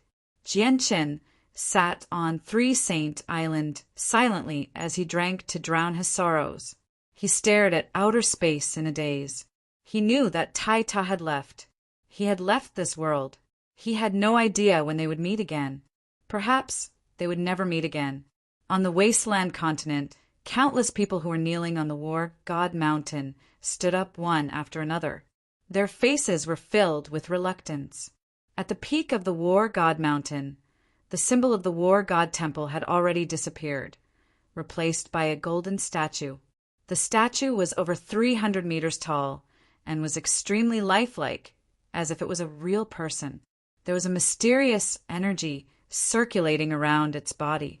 It stood there quietly with an indomitable spirit, emitting a layer of golden light that illuminated the earth. This was the divine statue that Tai Ta had left behind. It contained his power, and while it was the symbol of the 100 races, it was also a powerful defensive measure used to protect the 100 races. The commotion caused by Tai Ta's departure settled down very soon. His departure left behind a sense of loss in the hearts of all his friends. Even more people who had nothing to do with Tai Ta did not care at all. At most, they would sigh emotionally when they thought about how Tai Ta had led the experts of the 100 races against the world of Forsaken Saints and the crisis of the world. As for the Forsaken Saints who were already living in this world, without exception, almost all of them felt excited and relieved at Tai Ta's departure. This was because Tai Ta's departure meant that this world had lost an Origin Realm expert. The world of Forsaken Saints had completely gained a foothold in this world now. Whether it was the Tian Yuan continent, the magical beasts, the 100 races, or the sea race, they had occupied a sizable territory. The world of Forsaken Saints did not continue to expand in this world because the upper echelon of the world of Forsaken Saints also understood that although Jianqin had stated that they could purchase land in this world as they wished, the sovereigns of this world would definitely oppose them if they acted recklessly. Currently, the Forsaken Saints were attempting to completely integrate with the people of this world. The upper echelon of the world of Forsaken Saints was unwilling to fall out with the Origin Realm experts of this world at such a crucial time. That would be detrimental to the future development of the Forsaken Saints. Other than that, the Forsaken Saints did not have any great ambitions in this world. They only hoped to find a paradise for their weaker clansmen. Most of the sainthood experts from the world of Forsaken Saints continued to live in their original world. When the Forsaken Saints settled down in this world, the world of Forsaken Saints began to open up to the people of the 4 races. The dense energy of the world and origin energy in the world of Forsaken Saints attracted many sainthood experts from the four races. Moreover, since the origin energy in the world of forsaken saints had never dried up or been severed, everything in the world of forsaken saints was nurtured by origin energy. The various heavenly resources and treasures that were born there were obviously incomparable to those on the Tian-Yuan continent. Just this alone made the world of forsaken saints a holy land in the hearts of many sainthood experts. Many sainthood experts went there in search of fortuitous encounters, hoping that their strength could increase even further there. Although the laws of this world were gradually being perfected and origin energy had reappeared, it was still unable to catch up to the world of forsaken saints in a short amount of time. As a result, the world of forsaken saints became a place where many sainthood experts needed to go and train. In the blink of an eye, 3 years had passed since Tai Ta's departure. During those 3 years, Jianqin remained on Three Saint Island. He rarely ventured out, nor did he pay attention to the development of the outside world. He did not interfere with the matters of the Tian-Yuan continent. He lived like a hermit. His parents, Changyangba and Bai Yuntian, had been brought to Three Saint Island by Jianqin long ago. They lived on Three Saint Mountain. Even Yu Yu and Huang Wan cultivated on Three Saint Mountain. Jianqin did not enter seclusion or cultivate in the past few years. He lived a very relaxed and peaceful life, treating himself as an ordinary person. He would go fishing with Changyangba and Shangguanaojian from time to time. He seemed to be extremely satisfied. In the past few years, Shangguanaojian had also given up on cultivation. He spent all his time by his father's side. However, only he knew that he did not feel happy at all, even though he often seemed to be filled with laughter. Instead, he felt extremely gloomy. He understood his father. He understood that his father's change was a sign that he was about to leave this world. Jianqin, Shangguanaojian, Shangguanmu Changyangba, Bai Yuntian, Yu Yu, Huang Wan, and so on sat around a fire on Three Saint Island. They ate roasted fish in high spirits as they drank and chatted happily. Although Huang Wan and Yu were officially married to Jianqin, they did not resent Shangguanmu or his existence at all. Instead, they accepted her as their elder sister willingly. This was because polygamy was very common on the Tian-Yuan continent, let alone a sovereign as outstanding as Jianqin. At this moment, Jianqin's expression changed as he ate. He slowly put down the fish in his hand. He said to everyone, "I have some matters to attend to, so I'll be leaving for a while. I'll be back very soon." With that, Jianqin vanished. At the same time, there was a flash of violet light in the distance, disappearing into the horizon. The Cross Mountains were the largest mountain range on the Tian-Yuan continent. At the same time, it was a forbidden zone for many human cultivators. Even saint rulers did not dare to set foot in it easily, because it was controlled by a magical beast clan that possessed quite an impressive level of strength. They were the Gilligan clan. Even though a new structure had appeared in this world, the Gilligan clan was not affected because they had always remained there. They'd basically never set foot in human territory. Coupled with the deterrence of the winged tiger, even the Holy Emperor did not dare to provoke the clan, allowing the Gilligan clan to survive. At this moment, in the depths of the Cross Mountains, a middle-aged man with an ordinary appearance but an extraordinary bearing sat on a stone bench on a mountain peak that reached into the clouds.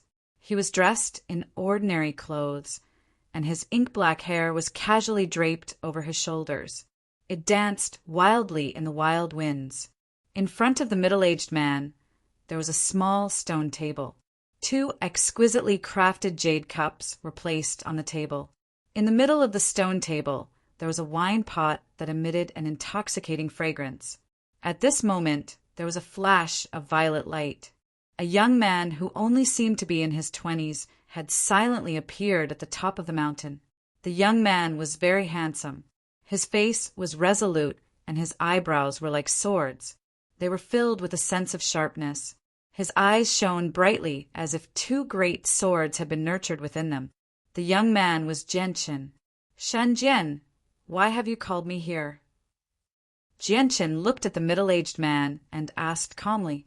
To no surprise, the middle-aged man was the ruler of the world of forsaken saints, the Spirit King. Xin Jian made an inviting gesture towards Jianchen and said, I've called you here because I have something important to discuss with you. Jianchen sat down before Xin Jian. Shan Jian personally poured a cup of alcohol for Jianchen and said, the matters of the world of forsaken saints have basically been dealt with. With my strength, it'll be difficult for me to make any further progress if I remain here, so I plan on going to the higher world. Xin Jian looked at Jianchen and continued, What about you? When do you plan on leaving? Jianchen was in no hurry to reply. He gently sipped the alcohol in his cup. Although the alcohol was a rare type of alcohol, it did not taste good at all in Jianchen's mouth. Instead, it was filled with bitterness. I'm not like you. You're all alone and basically have nothing to worry about aside from your clansmen from the world of forsaken saints.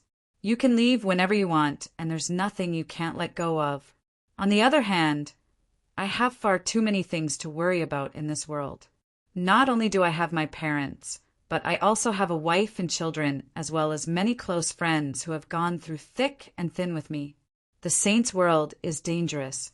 With our strength, no one in this world is capable of surviving, but once we go to the saints' world, we'll be nothing. Once we go, we might not be able to see our family again. Jianchen said bitterly. Do you plan on staying here forever? Xin Jian asked. Jianchen shook his head. I will go to the saints' world, but I won't go in such a hurry. At the very least, I want to spend some more time with my parents and wife. Actually, you can take your parents and your family with you to the saints' world, although they're not at the origin realm. As long as you have a spatial container that can support people, you can store them in it and use the tunnel to reach the saints' world. Xin Jian said, With my current strength, it'll be very difficult for me to establish a foothold in the saints' world. My life will be in danger if I'm careless. Am I supposed to take my parents and live a life of fleeing in the saints' world?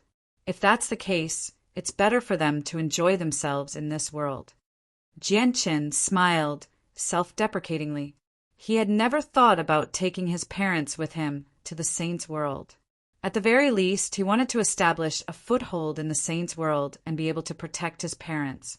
When do you plan on going to the saints' world? Jianchen continued.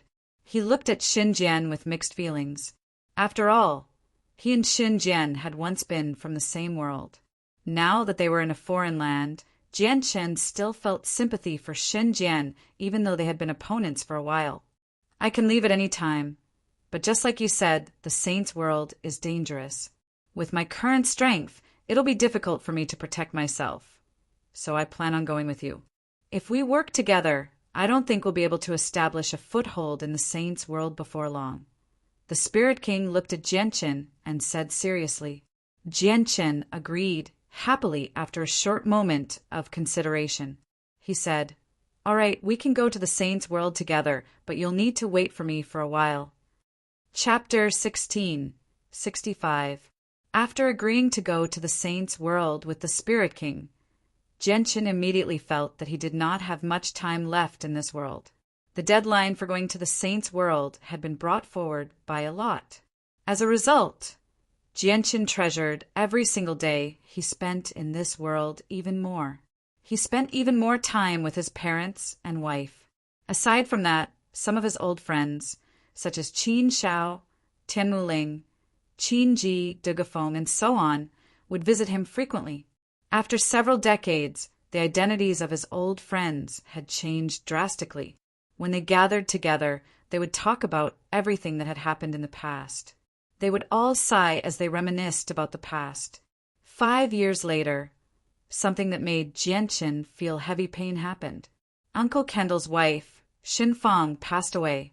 During her funeral, Jianchen appeared with his wife, Changyang Ba, and Bai Yuntian to send Xinfang off.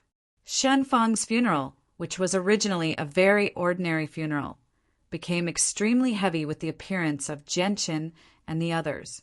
It attracted the attention of many people in this world, causing quite a stir. Many cultivators sighed emotionally. Xin Fang was just a mortal, yet Sovereign Jianqin had personally sent her off. Just how glorious was that? There were even many people who expressed that if they could receive the same treatment after death, they would end their lives immediately. They would not hesitate to die right now. Many people envied Xin Fang's death, but there were also many people who felt pity.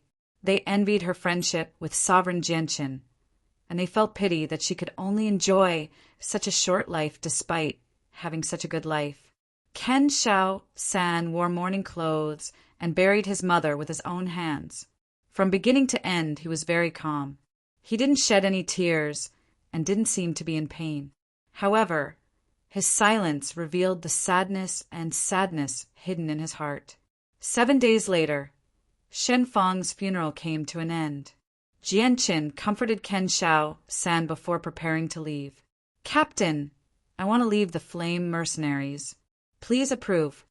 Ken Xiao San knelt down and begged Jianqin. Jianqin paused and turned around to look at Ken 3 with a complicated gaze. He sighed softly. "3, your father personally founded the Flame Mercenaries. Your father's memories are here, so how can you withdraw? Moreover, I also intend to let you become the 3rd captain of the Flame Mercenaries. However, due to your current strength and prestige in the Flame Mercenaries, passing the position to you too early would unavoidably cause dissatisfaction among many people, which is why I haven't acted yet. I plan on passing the position to you at a suitable time after you display your prestige. From then on, you will be the captain of the Flame Mercenaries." Ken Xiaosan shook his head and said, "Captain, I don't want to become the captain of the Flame Mercenaries. Although my father founded the Flame Mercenaries were single-handedly developed by you, Captain. It has nothing to do with my father. How can I become the captain? I hope you can take back your decision." Jianqin suddenly became stern when he heard Ken Xiaosan's words. He called out, "Ken Xiaosan, do you know what kind of organization the Flame Mercenaries are on the Tianyuan continent now? Who knows how many people in the world covet the position of captain? Yet you don't care about it at all. If your father learns about this, he won't be able to rest in peace." Ken knelt on the ground and pressed his forehead against the ground. He said in a sorrowful voice, "Captain, I'm sorry. I've disappointed you. I've failed to live up to your expectations.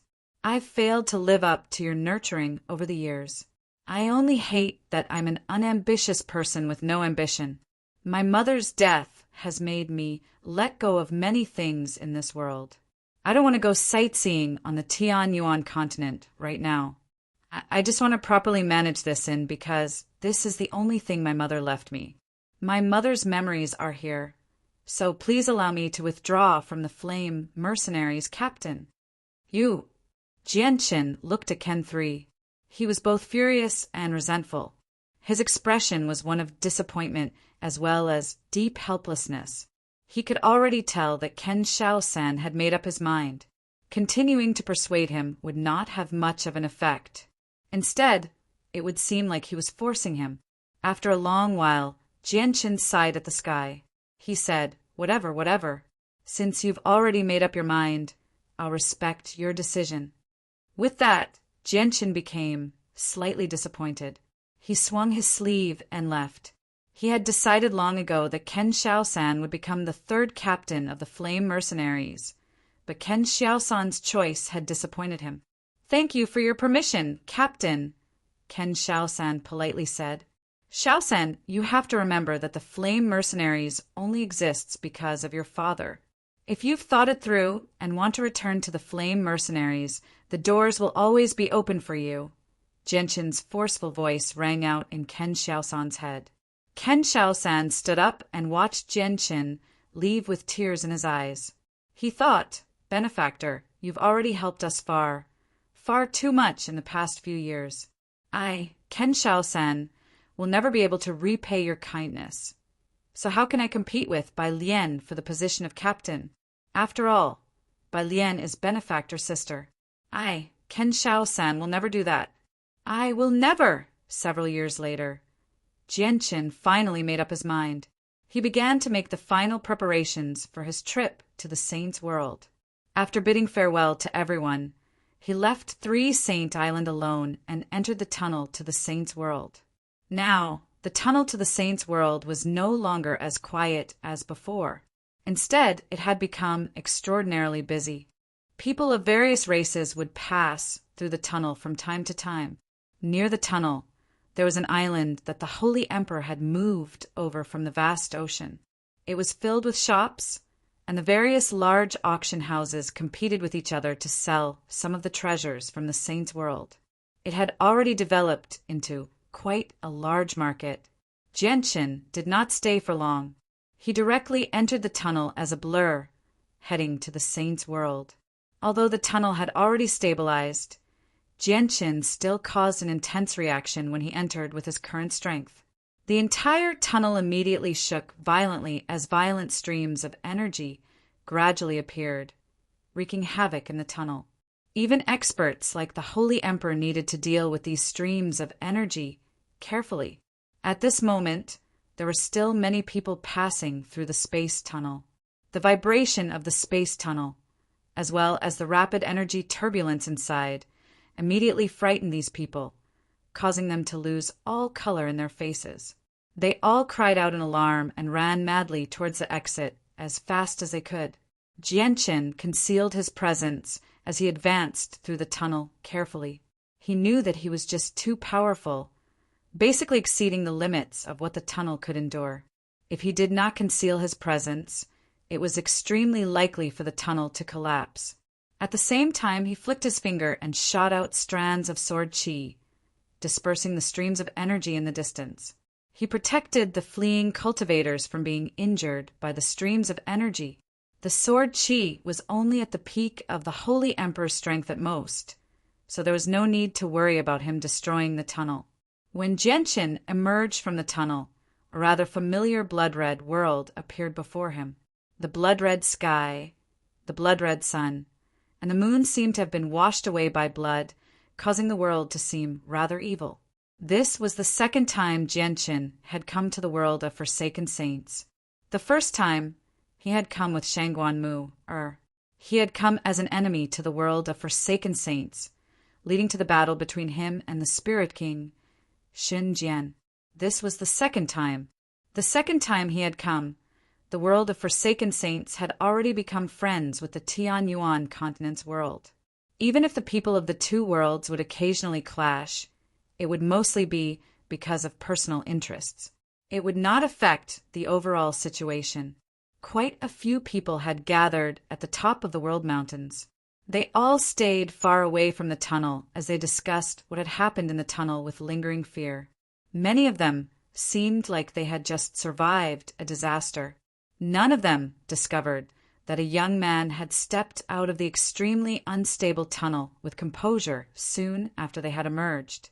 He was currently hidden among the crowd. The young man had concealed his presence so no one could sense his existence. Even if they glanced past him from time to time, it would be extremely easy for them to overlook him if they did not pay attention. A teleportation formation had been set up 2 kilometers away from the tunnel at the top of the world mountains. This was because the world mountains were just too dangerous. Even receival experts needed to be careful when climbing the mountain. The slightest carelessness could lead to death, let alone these people who were only at sainthood. There were even a few people who had not reached sainthood yet. As a result, the teleportation formation had been specially set up to send people up and down the mountain. Not only had the teleportation formation been used by the sainthood experts, but the Origin Realm Elders and Protectors from the world of Forsaken Saints had also used the teleportation formation to reach the top of the world mountains. They basically no longer used their own cultivation to climb the world mountains. Genshin stood among the crowd. When he saw the teleportation formation, a gleam of light immediately flashed through his eyes.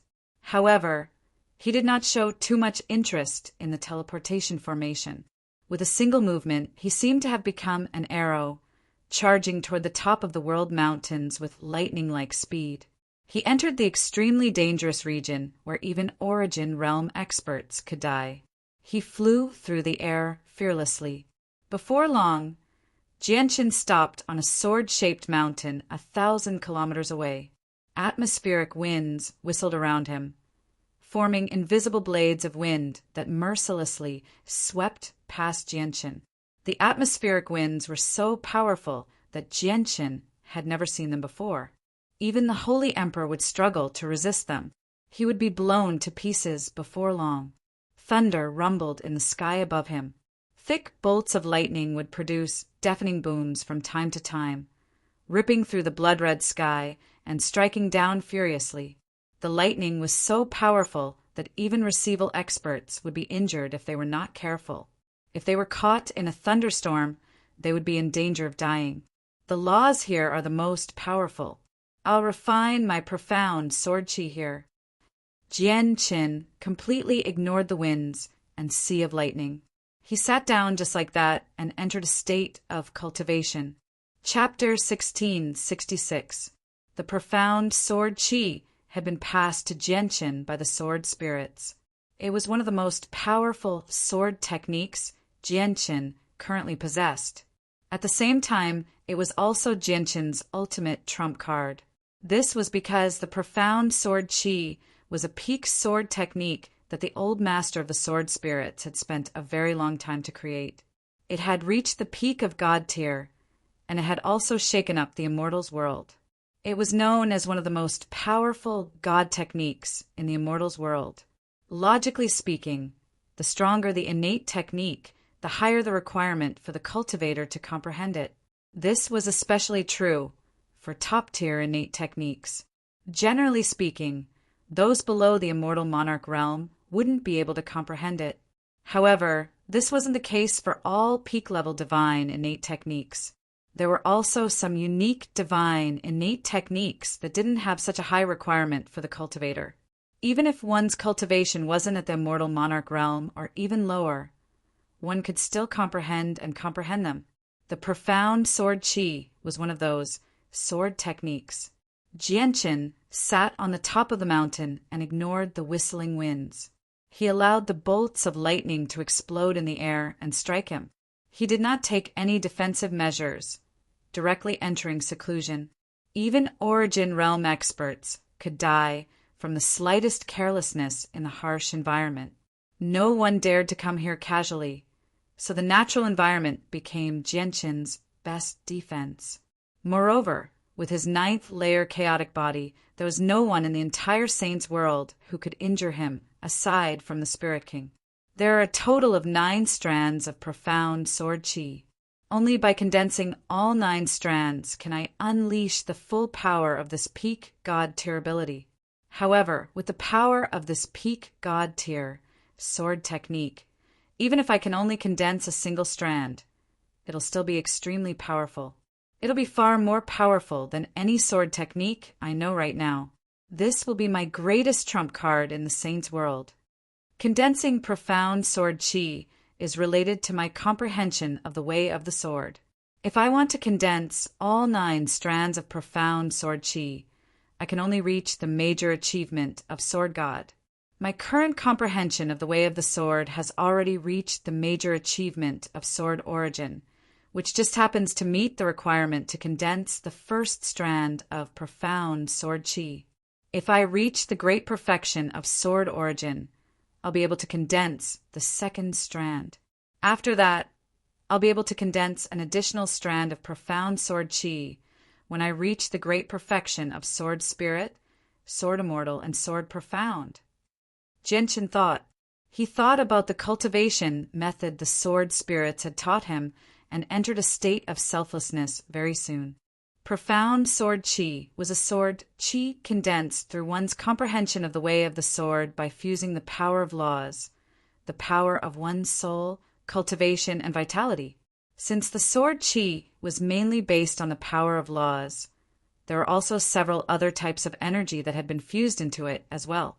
As a result, the profound sword chi was even more powerful than the power of laws one had grasped. Although it seemed simple on the surface, it contained the mysteries of the universe. It possessed endless mysteries and was a creation of the world. Only a supreme expert like the old master of the Azulite swords could create something like this. Jianchen sat on the sword-shaped mountain as tremendous vitality pulsed through his body. He had already mobilized all the vitality within him so that it was in its most active state. He was preparing to condense the profound sword chi. At the same time, he had already entered the realm of the way of the sword. His entire mind was submerged in the major achievement of sword origin. He began to grasp the power of laws, fusing it with a portion of his soul, vitality, and a strand of his cultivation. This was the first step to condensing the profound sword chi. It was known as the ultimate fusion. The heavens referred to the power of laws of the way of the sword. This power originated from the world, from the universe. It was one of the 3,000 ways, which was why it was known as the heavens.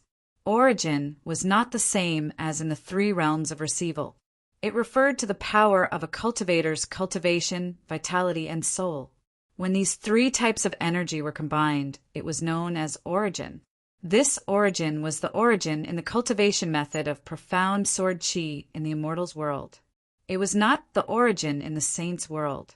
When Jianchen went through the first step of refining the profound sword chi, his body began to show signs of drying up. This was caused by the loss of his vitality. During the process of the ultimate fusion, the power of his soul, cultivation, and vitality constantly flowed away, worn down by the power of laws of the way of the sword.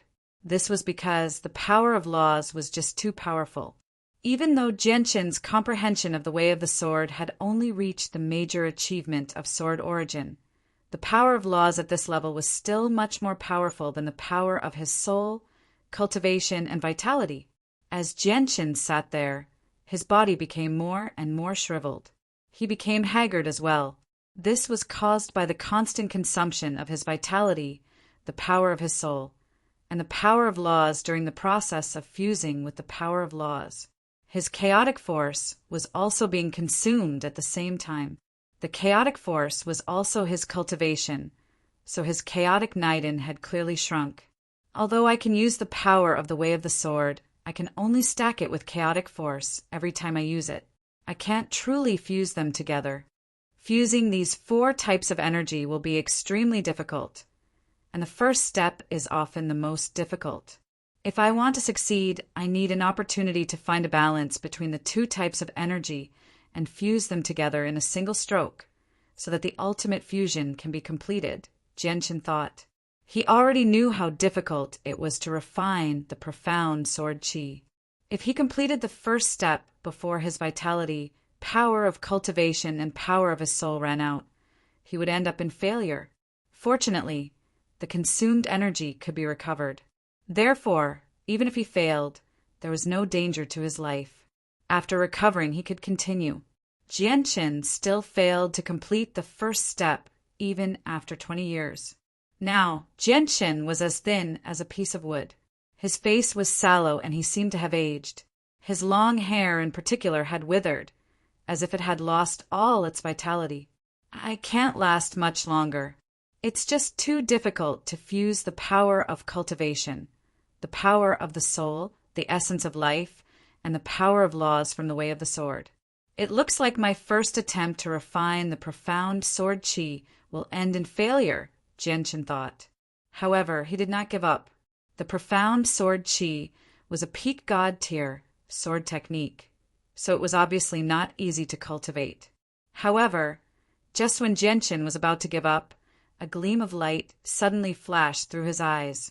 He could clearly sense that although the power of laws from the way of the sword continued to wear down the 3 types of energy when it came in contact with them, a tiny sliver of energy had entered the power of laws from the way of the sword. Opportunity, opportunity. This is the opportunity. Jianchen was energized. Without any hesitation, he immediately channeled his remaining vitality, power of cultivation, and power of the soul into the power of laws from the way of the sword, completing the most crucial step in a single stroke. Finally, just when Jianchen's vitality and power of the soul were about to run out, he smiled victoriously. A finger-sized strand of white sword chi hovered 3 inches above his forehead. The sword chi was small, but Jianqin could clearly sense just how great the power hidden within it was. It was a supreme power that made him shiver in fear. I never thought that the power of laws would become so powerful after fusing with other powers. Jianqin stared at the tiny strand of sword chi with interest. The sword chi was formed from the power of laws from the way of the sword, the power of his soul, the power of his cultivation, and the essence of life. As a result, the level of the sword chi had even exceeded the power of laws before the fusion. In terms of level, this was an energy that was even more powerful than the power of the rules, even though it was currently so weak. Chapter 16, 67. First of all, I apologize for my slow update speed. But now, Xiao Yao is adjusting his state of mind, regaining his former glory, and trying to return to his initial state of update speed. Aside from that, there is one more thing that Xiao Yao wants to tell everyone. Once upon a time, someone called this book a divine book. Although I know that Chaos Sword God is very far away from being a real divine book, I can see that some readers have acknowledged this book from this point alone. A fictional novel can't be without flaws, but Xiao Yao wants to minimize these flaws. He wants to make it perfect and exciting. That's why Xiao Yao wants to collect everyone's opinions. Other than the problems with the update, you can say anything you want, be it good or bad. Xiao Yao will read it seriously and do his best to write this book. Chapter 1668. The second step of condensing the profound sword chi is to fuse the profound sword chi with the soul, hiding it in the soul and refining it in the sea of consciousness. The power of the profound sword chi will rapidly increase as my comprehension of the laws of the sword increases. Jianqin stared at the strand of profound sword chi that hovered before him. Even though he was very weak right now, where both the power of his soul and the essence of his life had dropped to a prehistoric level, making him seem like a bag of bones, his face was filled with excitement. Now that he had successfully condensed the profound sword chi, he finally possessed a life-saving trump card when he went to the saints' world in the future. Even if he came across people who were more powerful than him, he would not need to fear them. Of course, that was under the premise that the difference between the two of them was not too great. Jianqin slowly closed his eyes and began the second step of condensing the profound sword chi. It was also the final step. Only by completing this step would he truly succeed in condensing the profound sword chi. Jianqin no longer consumed the power of his soul, cultivation, or essence of life when he reached this step. Although he could not recover the power of his cultivation for now, his essence of life was slowly recovering under the supreme recovery of the chaotic body. Even the power of his soul was the same. However, compared to his essence of life, the power of his soul recovered extremely slowly. Although the second step of condensing the profound sword chi was relatively simple and not as difficult as the first step, it still required a lot of time. Time flew by. Jianqin completely lost track of the flow of time as he was immersed in cultivation. In the blink of an eye, 5 years had passed since he had condensed the second step of the profound sword chi. The 5 years were just enough for him to complete the second step perfectly. At this moment, the profound sword chi that hovered before his forehead had vanished. It had entered his sea of consciousness, basically nourishing the strand of sword chi at all times. Jianqin opened his eyes the moment he completed the process. Over the past 5 years, he had recovered 50% of his essence of life, allowing his body to return to normal. And this was the effect of the chaotic body's recovery. If he fully recovered his essence of life, the rate of recovery would be even faster. Jianqin stood up from the mountain where he had been meditating for 15 years. A gleam of light flashed through his eyes, and a strand of white sword chi immediately appeared above his head. There was not a lot of sword chi. It was extremely small, only the length of a finger. It shone with a dazzling white light. However, in the moment the strand of sword chi appeared, a terrifying, devastating energy erupted from it. As the pressure expanded, both the terrifying gales in the air and the huge bolts of lightning fell silent in the center of the dangerous World Mountains. The gales stopped, and the bolts of lightning vanished. It was as if they had encountered something they feared. With the appearance of the profound sword chi, the blood-red sky of the world of Forsaken Saints was dyed white. It expanded in all directions, enveloping several tens of thousands of kilometers. It alarmed many cultivators in the world of Forsaken Saints. At that moment, countless cultivators in the world of Forsaken Saints raised their heads to look at the sky. Shock filled their eyes.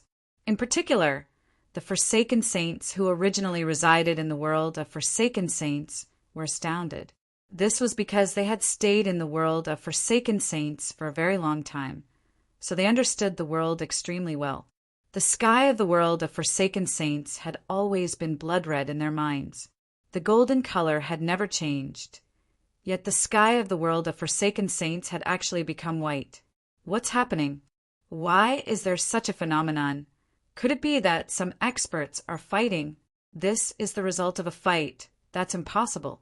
Even if experts at the Origin Realm fight, they won't be able to dye the entire sky white.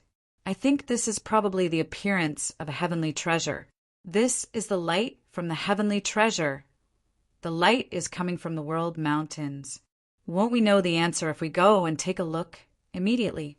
Many powerful cultivators hurried in the direction of the World Mountains, but no one dared to venture too deep in the end. The World Mountains were just too dangerous. If they ventured too deep, even Origin Realm experts would be in danger, let alone the Holy Emperor. Many Origin Realm experts emerged from seclusion in the Sacred Spirit Hall. They all stood outside the Sacred Spirit Hall and stared at the distant sky. All of them were surprised. Immediately, quite a few of them flew over in an attempt to investigate the matter. All of you come back. There's no need to go. This is caused by Jianshin. At this moment, the Spirit King, Shen Jian's voice rang out from the Sacred Spirit Hall. He slowly walked out in plain clothes. Greetings to the Spirit King. The Origin Realm experts from the world of Forsaken Saints all bowed towards the Spirit King. They were filled with respect. The Origin Realm experts who had left immediately returned as well. They all understood what was going on. As it turned out, this was caused by Sovereign Jianshin from the Tianyuan continent. No wonder it was so great. The Spirit King stood before the Sacred Spirit Hall with his hands behind his back. He stared at the distant sky and was stern. He said, I can sense an extremely powerful sword chi in the depths of the World Mountains. The sword chi is probably enough to kill godhood experts. Is this the profound sword chi that Jianshin mentioned in the past? The profound sword chi really is terrifying. What? Enough to kill godhood experts? Spirit King, you're not joking, right? The protectors and elders from the world of Forsaken Saints were all stunned by what Xinjian had said. They could not help but think of Jianshin's handsome and resolute face. They all trembled inside, possessing a battle prowess of the godhood realm. Even if it was the weakest godhood realm expert, was already a supreme existence in this world. Yet now a power that could actually kill godhood realm experts had actually appeared. All of them were astounded. In the past, Jianshin was even weaker than me. Just how many years has it been since then? He's already grown to such a level, becoming an existence that I can only look up to, Xiongzhong murmured with mixed feelings. The other protectors and elders experienced mixed feelings as well. Jianshin stowed away the profound sword chi in the World Mountains with great satisfaction. With a single movement, he left the place. He stood on the Ziying sword and flew through the sky fearlessly. He directly hurried in the direction of the Sacred Spirit Hall. With Jianshin's current strength, he could travel at an unbelievable speed. He arrived before the Sacred Spirit Hall very soon. His arrival caused a great commotion among the upper echelon of the Sacred Spirit Hall. All the protectors and elders came out to receive him. Regardless of whether they were receival experts or returnance experts, they all bowed towards Jianshin. They said politely and with mixed feelings, "Greetings to Sovereign Jianqin." If it was before, they would never have acted so politely when they saw Jianqin. However, now that they knew that Jianqin possessed the power to kill godhood experts, they became extremely fearful of Jianqin. Chapter 1669. There's one last thing. Once the last thing is done, we can leave this world and go to the saints' world, Jianqin said to Xinjian. Xinjian stared at Jianqin and suddenly smiled. "I think you definitely need my help with the second thing." "That's right."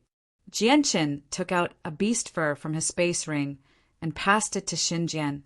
He said, "I still need to cast down a teleportation formation so that it'll be easier for me to return to this world in the future. Although I still haven't left this world, I do know that there are extremely many lower worlds. Without a teleportation formation, returning from the saints' world will be extremely difficult. The beast fur contains some of the materials I'm currently lacking. I hope you can help me collect them." A teleportation formation. Shan Jian frowned. "According to what I know, casting down a teleportation formation isn't easy. It requires extremely great mastery over formations. Even the few teleportation formations our world of forsaken saints possesses now were left behind from countless years ago. They don't possess the ability to teleport between worlds. So casting down a teleportation formation that can take you from the saints' world to this world won't be easy. It's not a complete teleportation formation. The most important thing is the location. Although it's rather complicated, it won't take too long to cast it down," Jianqin said. "All right, I'll go collect the materials for you." Afterward, Jianqin returned to the Tianyuan continent. He mobilized all the forces of the world to search for the materials he lacked for teleportation formations. He himself remained in Flame City, absorbing the method of teleportation formations he had learnt from the Sword Spirits. The Sword Spirits were not particularly proficient with teleportation formations, but they had lived for a very long time after all. They knew a lot of information, so teleportation formations that were only used for location were not difficult for him. During this time, Jianqin visited Yang Lai, Feng Xiaotian, and Gui Haidao several times to ask about the method of casting down teleportation formations. Unfortunately, Feng Xiaotian was unable to provide any help to Jianqin, even though he knew a thing or two about formations. In the end, Jianqin visited Fairy Haoyue. After all, Fairy Haoyue was also from the saints' world, so she was obviously knowledgeable. To Jianqin's surprise and joy, Fairy Haoyue actually possessed quite a bit of mastery over formations. He immediately asked Fairy Haoyue about teleportation formations and learned quite a lot in the end. He felt like he had been enlightened. In the following period of time, Jianqin would often visit Fairy Haoyue in the Bright Moon Divine Hall to ask her about some of the problems he encountered or things he did not understand about teleportation formations. Only half a year later did Jianqin enter seclusion once again when the materials he needed arrived. He devoted himself to studying teleportation formations and even used up the few remaining comprehension tea leaves he had on him. Jianqin had very rarely come into contact with teleportation formations, so casting them down was even more difficult. Even with the assistance of the Sword Spirits and the benefits he had gained from Fairy Haoyue, he was still very far away from actually casting down a teleportation formation. 1 year, 2 years, 3 years. Time passed slowly. Jianqin failed countless times during this period of time as he cast down teleportation formations, so the materials on him rapidly decreased. Fortunately, these materials were not of the highest quality. They could be found on both the Tianyuan continent and the world of Forsaken Saints.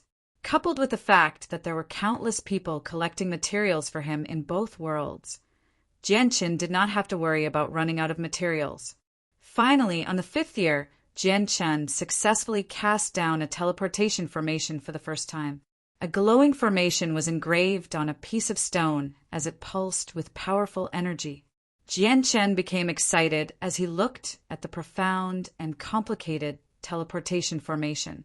Even though he knew that the teleportation formation before him could not teleport people and was only an incomplete product at most, it was more than enough to determine his location on the Tianyuan continent.